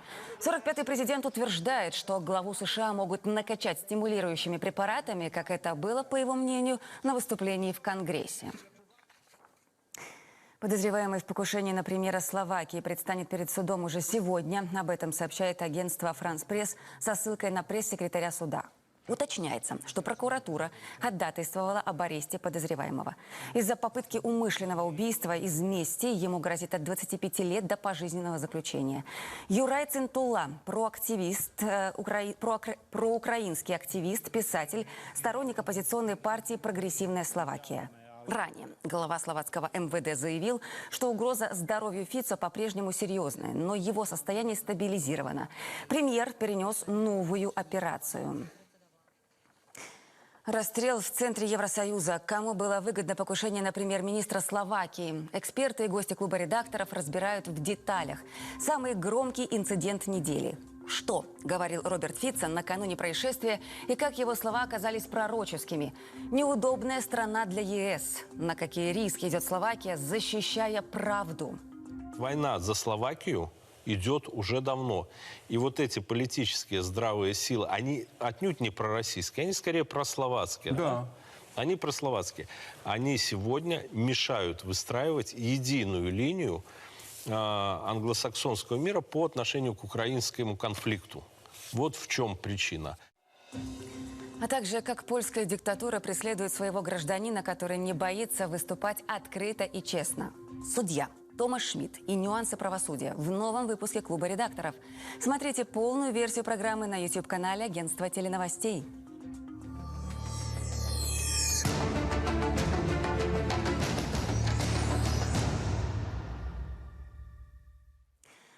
Для будущего качественного принятия законопроектов организацию бюджетного процесса рассматривали в Палате представителей. Профильные министры и руководители ведомств ознакомили новый созыв со всеми нюансами и спецификой работы над основополагающими документами в бюджетно-налоговой сфере. В ближайшее время депутатам предстоит утвердить отчеты об исполнении республиканского бюджета и Фонда соцзащиты. Уже осенью рассмотреть пакет финансовых документов на будущий год. Парламентариями предыдущих созывов наработана практика подготовки к рассмотрению данного пакета документов. Она будет взята за основу и нынешним составом.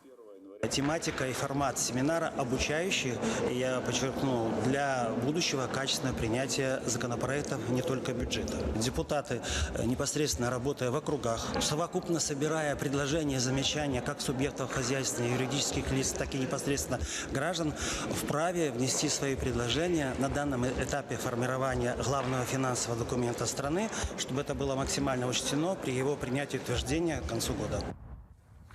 Данную работу важно осуществлять в русле поручений главы государства. Депутатскому корпусу необходимо скрупулезно подходить к планированию бюджета страны. Праздник волевых и целеустремленных. Сегодня День работников физической культуры и спорта. К празднику Министерство спорта и туризма Беларуси обновило доску почета. По итогам прошлого года лучшими признаны 16 организаций. Среди них Чижовка-арена, гандбольный СКА, Бобруйская Сдюшор и Республиканский центр по водно-лыжному спорту. В торжественной церемонии приняли участие знаменитые атлеты, бронзовый призер игр в Токио Максим Недосеков, а также двукратный призер Олимпиады в гребле на байдарках и каноэ Марина Литвинчук. Наши прославленные спортсмены нашли изображение своих видов спорта на мурале. Он появился на стене ведомства и посвящен лучшим достижениям нашей страны. Этот год для нас очень важный. У нас в июне месяце игры БРИКС, в июле, в августе Олимпийские игры, в сентябре месяце игры дружбы. Поэтому очень важно сегодня мотивировать наших спортсменов на достойное выступление на этих соревнованиях. Вот этот мурал, он своеобразная мотивация. В том числе здесь представлены виды спорта, которые уже достигли высоких результатов в своей деятельности, но есть возможность и другим видам спорта тоже быть представлены на этом мурале для того, чтобы показать важность того вида спорта, который сегодня в стране развивается. Этот смотр-конкурс, он подстегивает как и директоров в финансовом плане, в материальном, ну и подстегивает тренерско-преподавательский состав лучше работать, показывать наилучшие результаты как на республиканской, так и на мировой арене. Подводить итоги года в спортивной сфере, определять лучшие коллективы будут ежегодно. Даже если ваша грудь не увешана олимпийскими медалями, а стена вымпелами спартакиад, но вам близко изречение «в здоровом теле здоровый дух», значит, сегодня ваш день. День работника физической культуры и спорта. А этому в нашей стране внимание во все времена. Впрочем, про тех, кто выше, сильнее, быстрее, смотрите ностальгический эпизод с проекта АТН в открытом доступе. Агентство теленовостей представляет «В открытом доступе». У нас нет тайн от своего народа.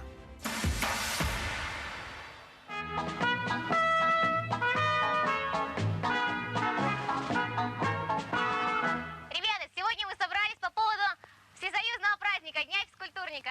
Спортландия между 4-м и 5-м отрядом.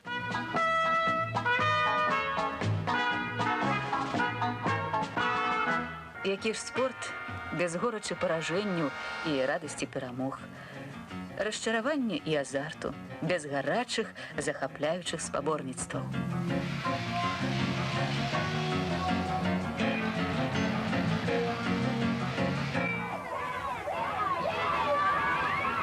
Это «Спортландия». Игра, которая родилась в передаче белорусского телевидения. Теперь в нее играют повсюду. И не только у нас в республике. Да, эта игра, хоть каждое упражнение в ней разработано на основе научной методики в Белорусском институте физкультуры. Игра, в которой они познают радость движения. Пусть она сохранится у них на всю жизнь. Пройдет всего год-два, и долг призовет их в ряды нашей армии. Подготовиться к ней физически, приобрести необходимые навыки помогает допризывникам комплекс ГТО. Стрельба. Умение метко стрелять необходимо каждому сдающему нормы ГТО.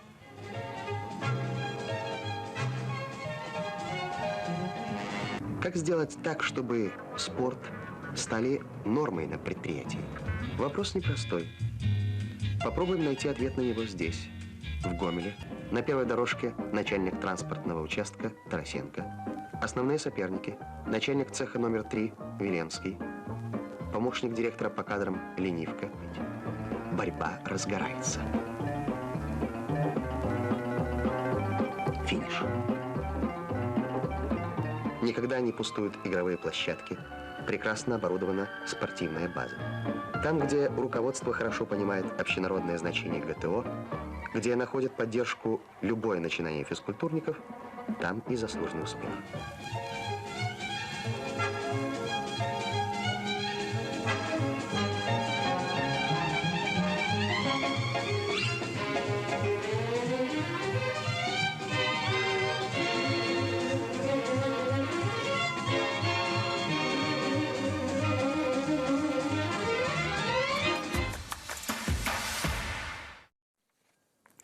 Не спать до последнего эстета. Международная акция «Ночь музеев» сегодня на арт-радарах Беларуси. Бессонная ночь для храмов МУЗ принимает гостей под слоганом «Музеи, образование и исследования». В ночных маршрутах знакомство с классическими шедеврами, подсветят технологические возможности площадок, дадут классы, лекции, будут музицировать и принимать театрализованные показы. столицы. Эпицентром станет Национальный художественный. Здесь арт-ночь ожидается с 6 вечера до 2 ночи. Посетителям предложат множество интерактивных площадок, в том числе мастер-классы по линографии, скретчингу, фотовыставки и выступления ансамбля Института погранслужбы Беларуси. Акция засияет здесь под слоганом «Траектория света 85». Кульминация торжества искусства и технологий – лазерное шоу. Национальный олимпийский комитет Беларуси уже традиционно присоединяется к международной культурно-образовательной акции «Ночь музеев». Экскурсии по олимпийской экспозиции накануне были организованы для всех желающих. А это уникальная возможность увидеть коллекцию олимпийских факелов, экипировку атлетов, олимпийские награды и множество других предметов, отражающих спортивную историю страны. Приятным бонусом для посетителей стало появление в музее именитых белорусских атлетов. Впечатляет окружающая атмосфера, это очень красиво, это классно, это создает интерес к нашему виду спорта, это круто. Очень важно, чтобы люди, поклонники знали, в принципе, о достижениях белорусских спортсменов. Очень интересно, когда чувствуешь именно ту атмосферу, которую передают сами спортсмены при рассказе о каких-то наградах, о том, как они им давались. Здесь очень особая атмосфера в плане эмоций при общении с именитыми спортсменами. Я очень люблю белорусский спорт, и для меня очень большая честь оказаться сегодня здесь, в столь знаменательном для белорусского спорта месте. Я очень много фотографий для себя сделал, очень много интересных наград здесь представлено. Круто, что можно пообщаться вживую со своими кумирами. Для всех посетителей работала интерактивная зона, где можно было проверить свои навыки в различных видах спорта.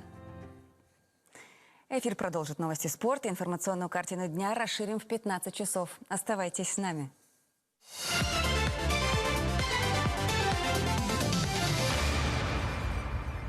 Батэ впервые в текущем чемпионате Беларуси выиграл на домашнем поле, а Славия потерпела уже 3-е поражение подряд.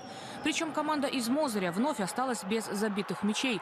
Борисовчане переиграли соперников в матче 9-го тура со счетом 1-0. Единственный гол на 15-й минуте встречи забил Александр Мартынов.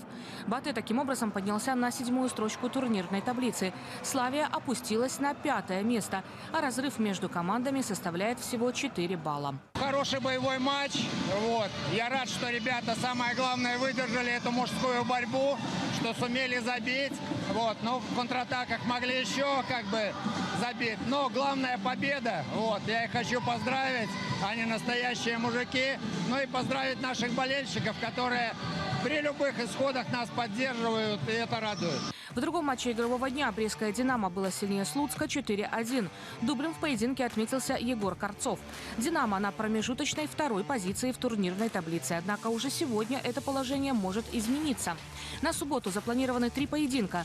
Ближайший преследователь брестчан «Торпедо Белас» на выезде сыграет с Гомелем. В прямом эфире эту встречу покажет «Беларусь-5». Начало в 20:55. Кроме того, «Нафтан» примет Днепр, а Минск сыграет с Витебском.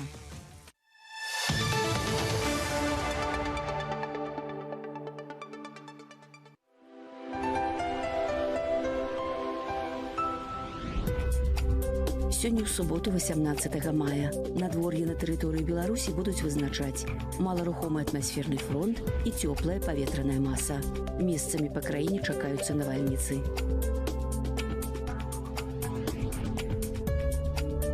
У Брэсце без істотных ападкаў плюс 25 градусаў. У Гродні ападкі малаверагодны 25 цяпла. У Віцебску без істотных ападкаў 24 вышэй за 0. У Магілёве кароткачасовы дождж 24 цяпла. У Гомелі кароткачасовы дождж, магчыма навальніца 23 з плюсам. У Мінску плюс 24 градусы, кароткачасовы дождж, магчыма і навальніца.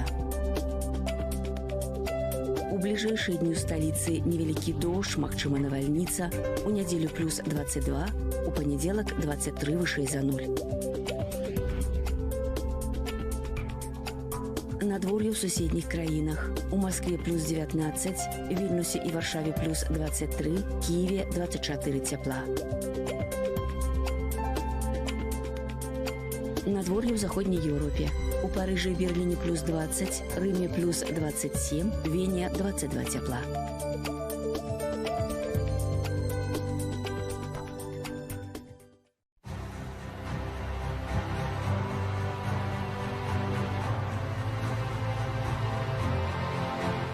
Я родился в семье крестьянина, поэтому к труду я привыкший.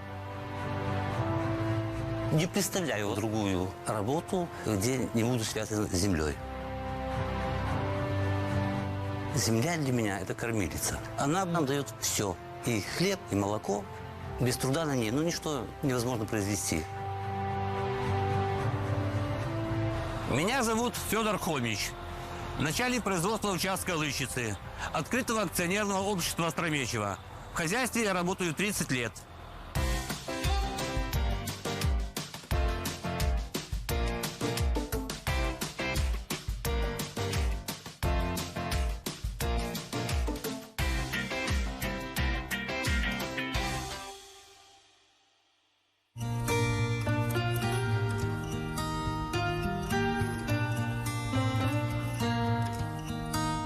Мой день начинается с 5 часов утра.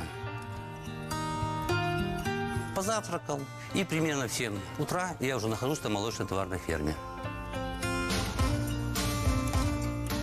Общаюсь с заведующими фермами, узнаю у них результаты, вал молока, товарность, сколько растелов, есть и больные коровы, сколько мастите. На участке Лыщицы находятся 2 молочно-товарные фермы. Поголовье фермы Лыщицы-1 – 485 голов, Лыщицы-2 – 490.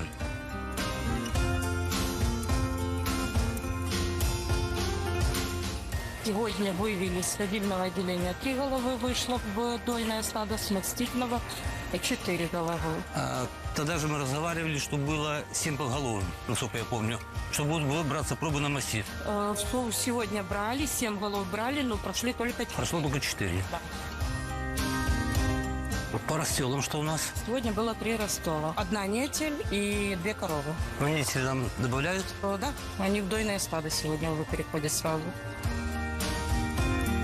Молочно-товарная ферма Лыщица-1 реконструировалась для того, чтобы увеличить поголовье скота, чтобы делать вал молока. На фермах беспривязное содержание скота. Сейчас в летний период устанавливаются вентиляторы для того, чтобы в жаркую погоду их охладить, чтобы не было этого температурного стресса и чтобы не было падежа молока. Корова, она чувствует отношение к себе. Даже человек незнакомый может зайти, и она может получить стресс.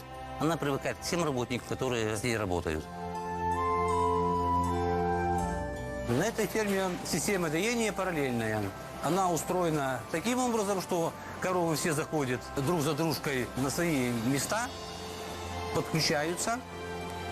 Доение заканчивается, потом они открываются им калитки, они выходят, заходит уже следующая партия коров.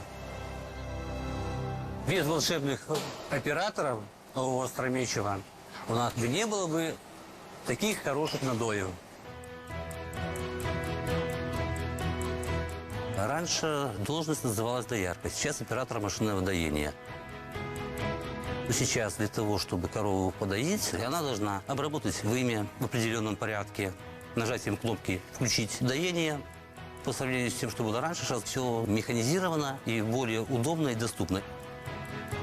Прежде всего, должна любить свою работу и любить животных. Та же самая коровка, она это почувствует и отдаст то, что она должна отдать, то, что мы целый год трудимся для того, чтобы она это нам произвела. Когда-то еще в 1985 году это была старая ферма, даже я немножко ее посещал. Там работала моя мать дояркой. Тогда-то было все по 25 коровок на одну доярку, доильные аппараты, все это было вручную делалось. Поэтому сравнивать с тем, что сделано, 2 кормораздатчика, которые обслуживают молочно-товарные фермы. Также замещители кормов, механизатор. Весенние полевые работы работами, но телята нас ждут всегда. Вера Алексеевна, как у вас дела? И как дела у наших телят? Хорошо. Как они кушают? Кушают замечательно. Сейчас вот я их попоила молоком. и потом будут раздаваться гранулы. Вера Алексеевна, по вашему вопросу, который вы задавали мне, пишите заявление, и можно велосипед получать. Хорошо. Поэтому будет вам удобнее добираться на работку, и будете быстрее добираться домой веселее.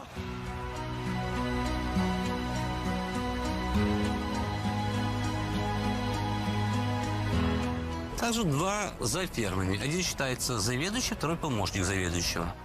На каждой ферме по 2 ветврача. Они могут где-то подмениться, плюс больше они могут коров обследовать, больше им внимания уделить. Таня, а те коровы, что мы говорили, что ты брала на мастит, они когда у нас выходят? Пробу брали. Сроки ограничения выходят по малофону. Все, игры. А когда они выйдут? Теперь вышла вчера. Теперь вчера вышла. Сегодня не играли, завтра. Ну, мы тогда говорили с тобой, ты говорил, что, по-моему, 7 коров. 7. 7. Из 7 прошло 4. И сегодня 3. Лычинский участок предоставил молодому ветврачу, когда она пришла в это хозяйство работать, жилой дом.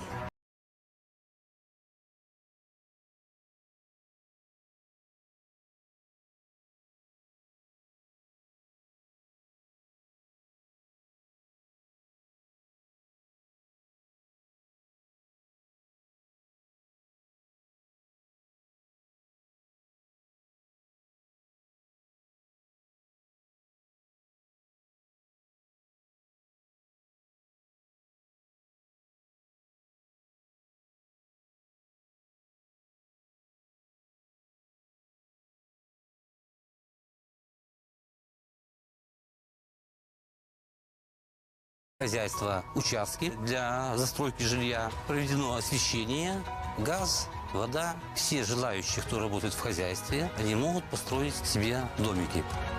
Завлекаем хорошей зарплатой. Профсоюз оказывает нам поддержку хорошую. То есть у нас на свадьбы, при уходе в армию выдаются денежные средства. Кажется, не дай бог, при утрате близких родственников тоже выделяются средства. Выделяется транспорт для того, чтобы провести эти мероприятия. Соревнования, когда проводят, тоже денежные вознаграждения выдаются.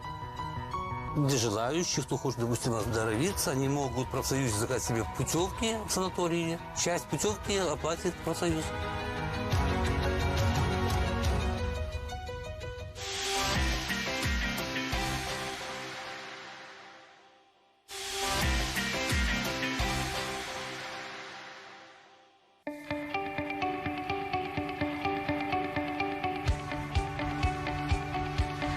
После посещения молочной товарной фермы я возвращаюсь на мигдвор и провожу планерку. Мы там уже определяем виды работ, что в первую очередь нам нужно сделать, где мы что-то упустили, где нужно навести порядки, и планируем поочередность работ. Это сеялка Моносем NG+. Она без туков, без внесения удобрений. Завтра мы с ней выходим в поле, будем сеять кукурузу.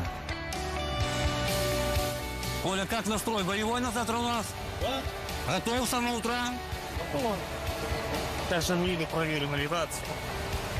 Вакуум проверили? Засыпем семяна, будет видно, сколько присасывают двойники, тройники, есть, нет. И уже по факту будет. Ну, вот надо вакуум сразу здесь на месте смотреть, пока в поле не вышли. Эти выставляем между ними и дальше уже эти подгоняем. Потом камни, отбойники выставить. Ну, настроен. Надо постараться максимально, в оптимальные сроки нам это все посеять. Будем стараться. Чтобы были высокие урожаи у нас. Я начинал с водителя в 95-м году. До этого я с отцом работал на зерноуборочном комбайне. То есть понятие, что такое техника, как его ремонтировать, я имел. Но все равно определенные моменты, они приходили годами. Пока ты все своими руками это не переберешь, не потрогаешь, теория не всегда срабатывает. Потому что теория без практики, она, мало эффективна. Первая машина, на которой я работал, была ГАЗ-52. Это был бензовоз. Я возил топливо по полям и плюс с города довозил на участок. Когда я я пришел, она была в плохом состоянии, внешний вид. Все я зачистил, заделал, покрасил и поставил специально лампу, чтобы она сушилась. Лет 5-6 она у меня работала в таком хорошем состоянии. На нашем дворе 30 единиц сельхозтехники. Среди них 6 единиц энергонасыщенной, 2 измельчителя кормов, 5 зерноуборочных комбайнов, 9 единиц МТЗ-82, 4 единицы МТЗ-1221. Общее количество 30 единиц. Обслуживает их 19 механизаторов. Плюс еще 6 работников мастерских. Это сварщики, слесаря, токарь. На участке находятся 2 трактора John Deere. Это уже более современные. Хотя ничего там сложного, допустим, в управлении им нету. Основное заключается в сложном ремонте. Здесь на меддворе мы все ремонтируем своими силами. Грабли, ворошилки, комбайны, трактора. Опыт механизаторов и опыт слесарей нам позволяет это делать. Только сложный ремонт, который касается в основном импортной техники. И то, некоторые мы делаем сами. Иван, как у нас дела? Люди без картофеля не останутся у нас? Нет. Руки его переставить. Колеса еще эти переставить. Ну, к вечеру уже прояснится. Уже будешь... Ну, да. Точно скажешь, что еще осталось. Отремонтируем и посадим. Времени хватает. Инструмент у нас тоже хороший. Поэтому должны все успеть к сроку. Подготовка техники начинается у нас примерно с сентября месяца. Потому что есть техника, которая закончила работу, и она больше использоваться не будет. К примеру, культиваторы. Осенью мы их, по сути дела, не используем.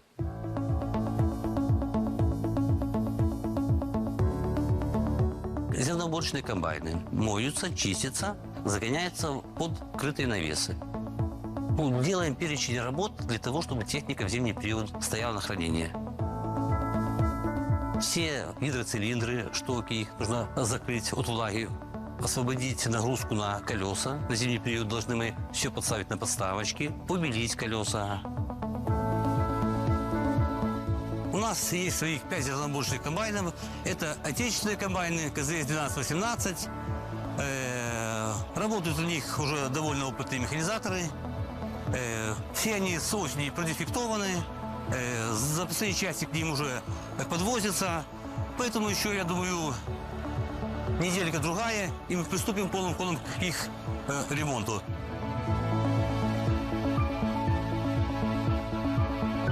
Помогая отцу на комбайне, наши были роли распределены. В мою обязанность входило весь комбайн смазать.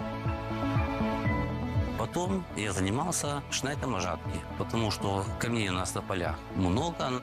И вот я каждый день пальцы режущего аппарата менял, пальцы шнека жатки менял. Свои обязанности делал в первую очередь, то, что мне нужно было сделать. Для того, чтобы в следующем году нам работать эффективно, оперативно, наша техника должна быть вся отремонтирована на идеальном уровне, чтобы сбоев не было ни в обработке почвы, ни в заготовке кормов, ни при уборке урожая.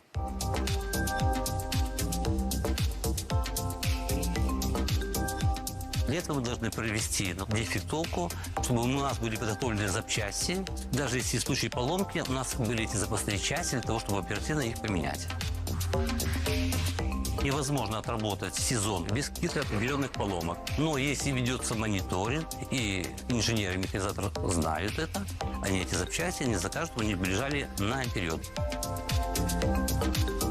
Ну, сейчас наехали. Ну тогда, да. Так было выше. Ну, все равно только спустить, она будет красиво. Нет, так колесо, которое шпарка должна быть чуть ниже по давлению, чем основное. Это замечательные стяжки. Пару щелчков, оно на месте. Это ставится дополнительное колесо, так называемая спарка. Это для уменьшения нагрузки на почву. Чтобы почва не уплотнялась, и схожесть семян, и корневая система развивались хорошо.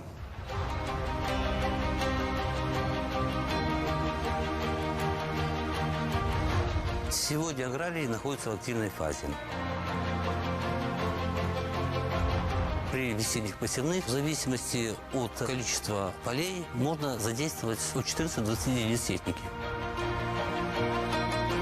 Потому что нужно внести удобрения, подготовить почву, внести органику, нужно провести вспашку.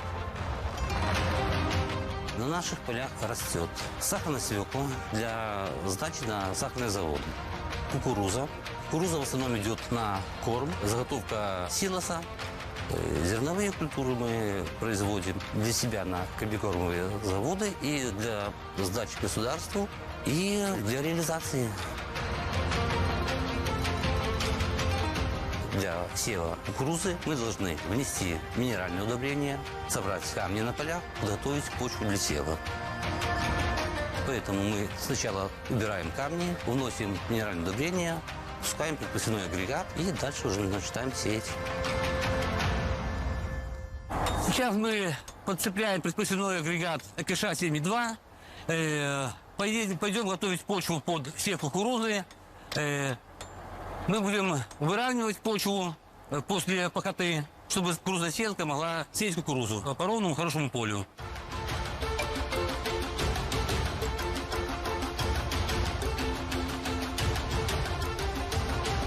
По Лыщинскому участку площадь посевных площадей зерновых и зернобобовых 940 гектаров. Это включая озимый рапс. Озимого рапса 210 у нас гектаров, озимой пшеницы 346 гектаров, озимой тритикалий 352 гектара.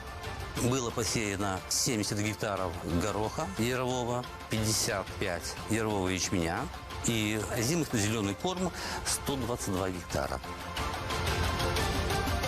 Женя, сетка настроена, готова к севу. Что будем сеять? Сеять будем кукурузу. Норму отрегулировали, выставили все как надо. Глубину вчера отрегулировали, сейчас будем все проверять. Густоту раскладки семян, на какую глубину ложит, как засыпает. Будем все это контролировать и регулировать в ходе уже непосредственно сева. Сейчас производим подготовку почвы. Сразу перед севом внесли удобрения азотные. Остается только посеять. Семена мы все в основном свои готовим. Гибрид Фрода с нормой высева 90 тысяч будем сеять. Оптимальная густота состояния для уборки и на силос, и на зерно. Но мы ее планируем именно на этом поле оставить на силос. Так как у нас силос на яму близко, возить недалеко. Но тут тоже стараемся соблюсти оптимальные сроки, посеять как можно быстрее. Заезжаешь на поле, нужно посмотреть, чтобы были все соблюдены технологии. Заглубление, стыковые сеялок, чтобы были технологические разворотные полосы для того, чтобы все это было как положено. На участке работают в основном молодежь, которой еще нужно многому чему научиться. Техника сложная, но люди у нас стараются. Этот год по погоде дождливый немножко. Много работ, которые хотелось бы сделать именно так, как хотелось, не получается. Тот же вывоз органики на поля, дождь нам немножко испортил, потому что хотелось бы на одно поле вывести, из-за того, что дожди прошли, в это поле войти невозможно, приходится эту органику ложить в другие места. И потом ее придется по-новому это все перевозить на те поля, которые нужно. Это идут лишние затраты. Хотя для урожая влаги много, это будет хорошо. Есть такая пословица: «Весенний день год кормит». Я с этим согласен. Любому зернышку нужна плодородная земля. На островеческих просторах самая плодородная земля и самые трудолюбивые люди, с которыми можно достигать высоких и хороших урожаев. Урожай мы ждем всегда лучше прошлого года. В прошлом году он был по хозяйству 70 центнеров. Мы будем надеяться, что все будет хорошо, Бог поможет, и мы своим трудом сами себе поможем. Поэтому надеемся, что урожай будет не хуже прошлого года.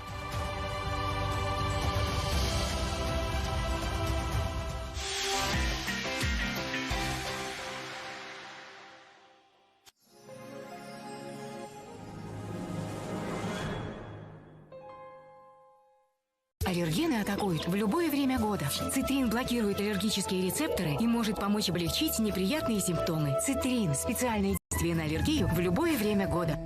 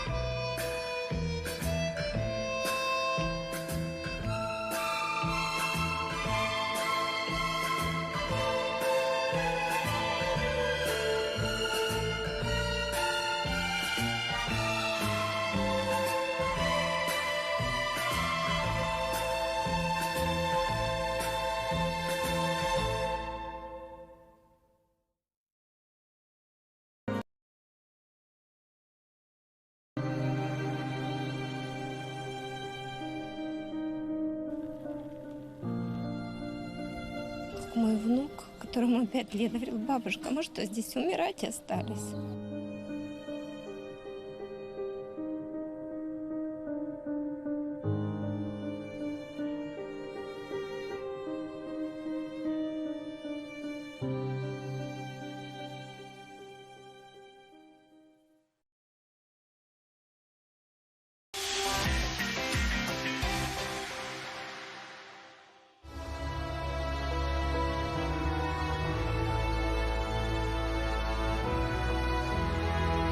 В 1985 году родители приехали сюда, в Остромечево, посмотреть это хозяйство. Им оно понравилось, и мы полностью переехали всей семьей сюда. Мне было 12 лет. Для того поколения довольно уже взросло считалось. Потому что, когда родителей не было, все хозяйство висело на нас. Вот поэтому тогда именно и начала с коровками работать. Именно здесь, в Остромечево, с 14 лет я ходил в так называемые бригады. Вот нужно было привести поля в порядок. Мы вот ездили, сгребали, собирали и потом завозили на ферму, либо на конюшне. Это все там складировали. Работал на зернотаках в летний период. Первый велосипед, который я себе купил, я заработал именно здесь, в хозяйстве, работая летом. Со своей супругой я познакомился в школе. Но в то время как бы мы друг на друга внимания не обращали. И уже после прихода с армии встречались 3 года, поняли, что мы созданы друг для друга и решили пожениться. И прожили 25 лет. В 2023 году была серебряная свадьба. Родилось 3 деток. Старший сын, ему 25 лет, служит в МВД по контракту. Дочь Дарья, студентка Института физкультуры на 1 курсе. И самая меньшая, Мелания, ну это отдушинка такая. Ты приходишь домой, и ты знаешь всегда, что тебя там встретят с любовью, с лаской, с радостными глазами. Время летит, потому что не замечаешь, как твои дети растут. Каждый мужчина должен родить сына, посадить дерево, построить дом. Это все отец мой сделал именно как для себя 2 раза. Потому что первый дом он построил там, в Альманах. И когда приехал сюда, мы этот дом перевезли сюда. Это был кирпичный дом. Мы его разобрали по кирпичикам. Перевезли сюда, как он и был сделан там, в Альманах. Деревья он тоже посадил. И 4 сына. Было брать с кого пример. Наш общий трудовой стаж примерно 120 лет был. Отец начинал работать в деревне Альманы, тоже начал работать механизатором. У моего отца самый надежный тыл. С мамой они поженились, им было 18 лет. И всю жизнь они вместе. Переехавши сюда, мама пошла работать на молочно-товарную ферму Лыщицы. Она была членом клуба доярок 4000-ниц, и вот я приходил, тоже к маме помогал на ферму. Вставали в 4 часа и шли на работу. Начинали чистить, потом чистить кормушки, потом корма завозить, потом доели, а потом после этого всего еще сечку резали и туда только домой приходили. Отец, он очень ответственный. Если он что-то делает, он это делает добросовестно и качественно. Он никогда не выйдет, не посмотревши, не обойдя технику. Он должен убедиться в том, что наличие масла везде есть, охлаждающие жидкости, ничто у него не откручено. В те годы, когда я учился в школе, отец здесь работал, сидя дома у окна, я мог по звуку трактора понять, что это отец. Я расскажу историю такую. Вот эта история сидит. Если ты не назовешь его Федею, я буду до тех пор документы рвать, которые ты приносил эти 6 лет, пока ты не назовешь Федю. Я вынужден.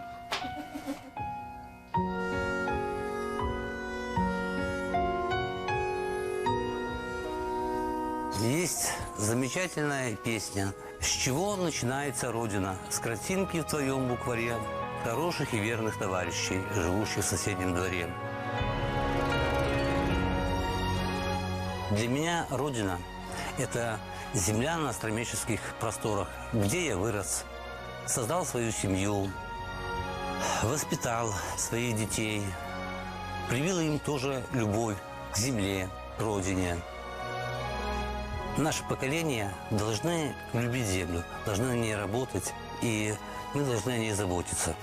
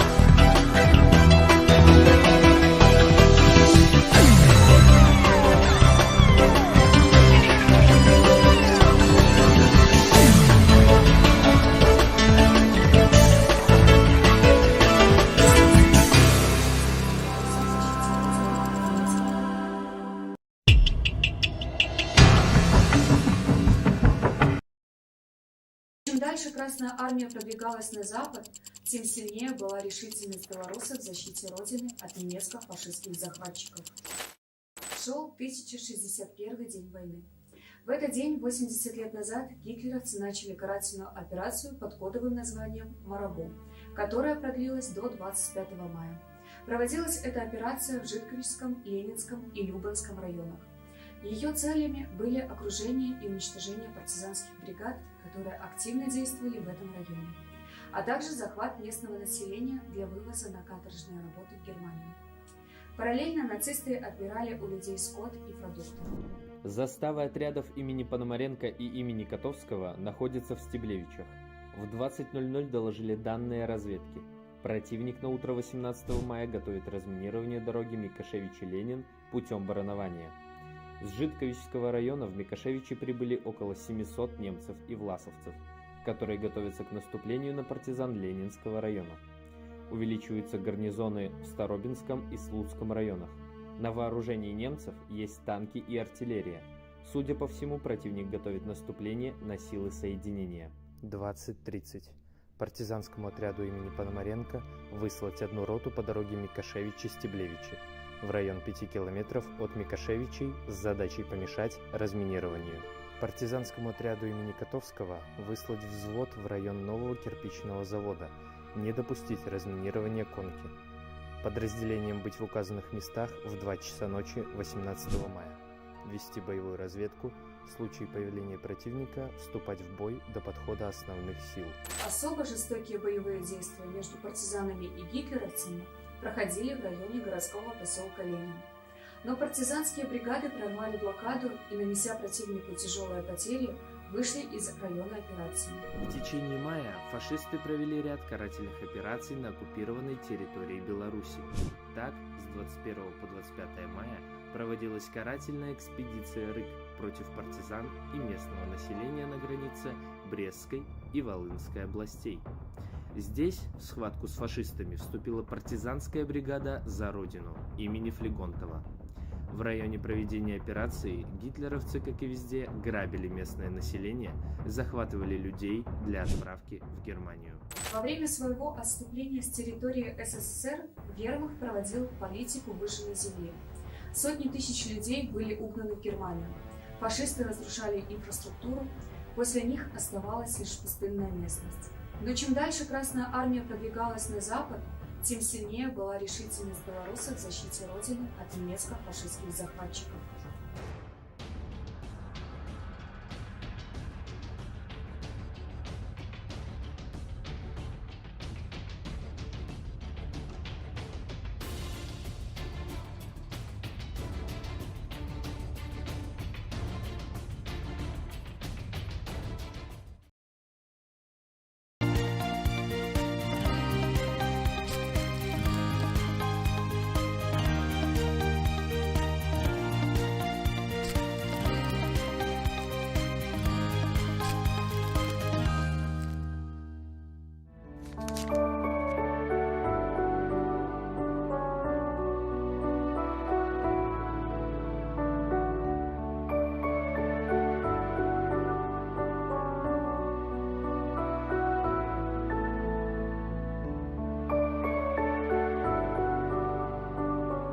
Городской поселок Воронова для меня это самое лучшее место для жизни.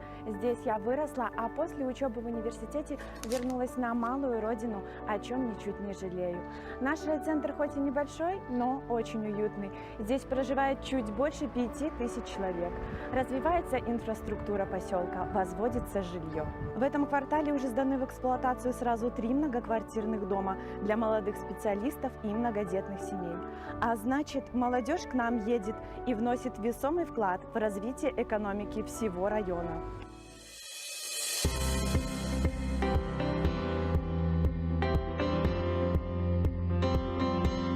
Воронова нельзя назвать крупным промышленным центром, но наши предприятия развиваются, создаются новые рабочие места. К примеру, в Вороновской сельхозтехнике освоили выпуск большегрузных прицепов и полуприцепов для сельскохозяйственной техники. Ими пользуются аграрии практически во всех регионах Беларуси.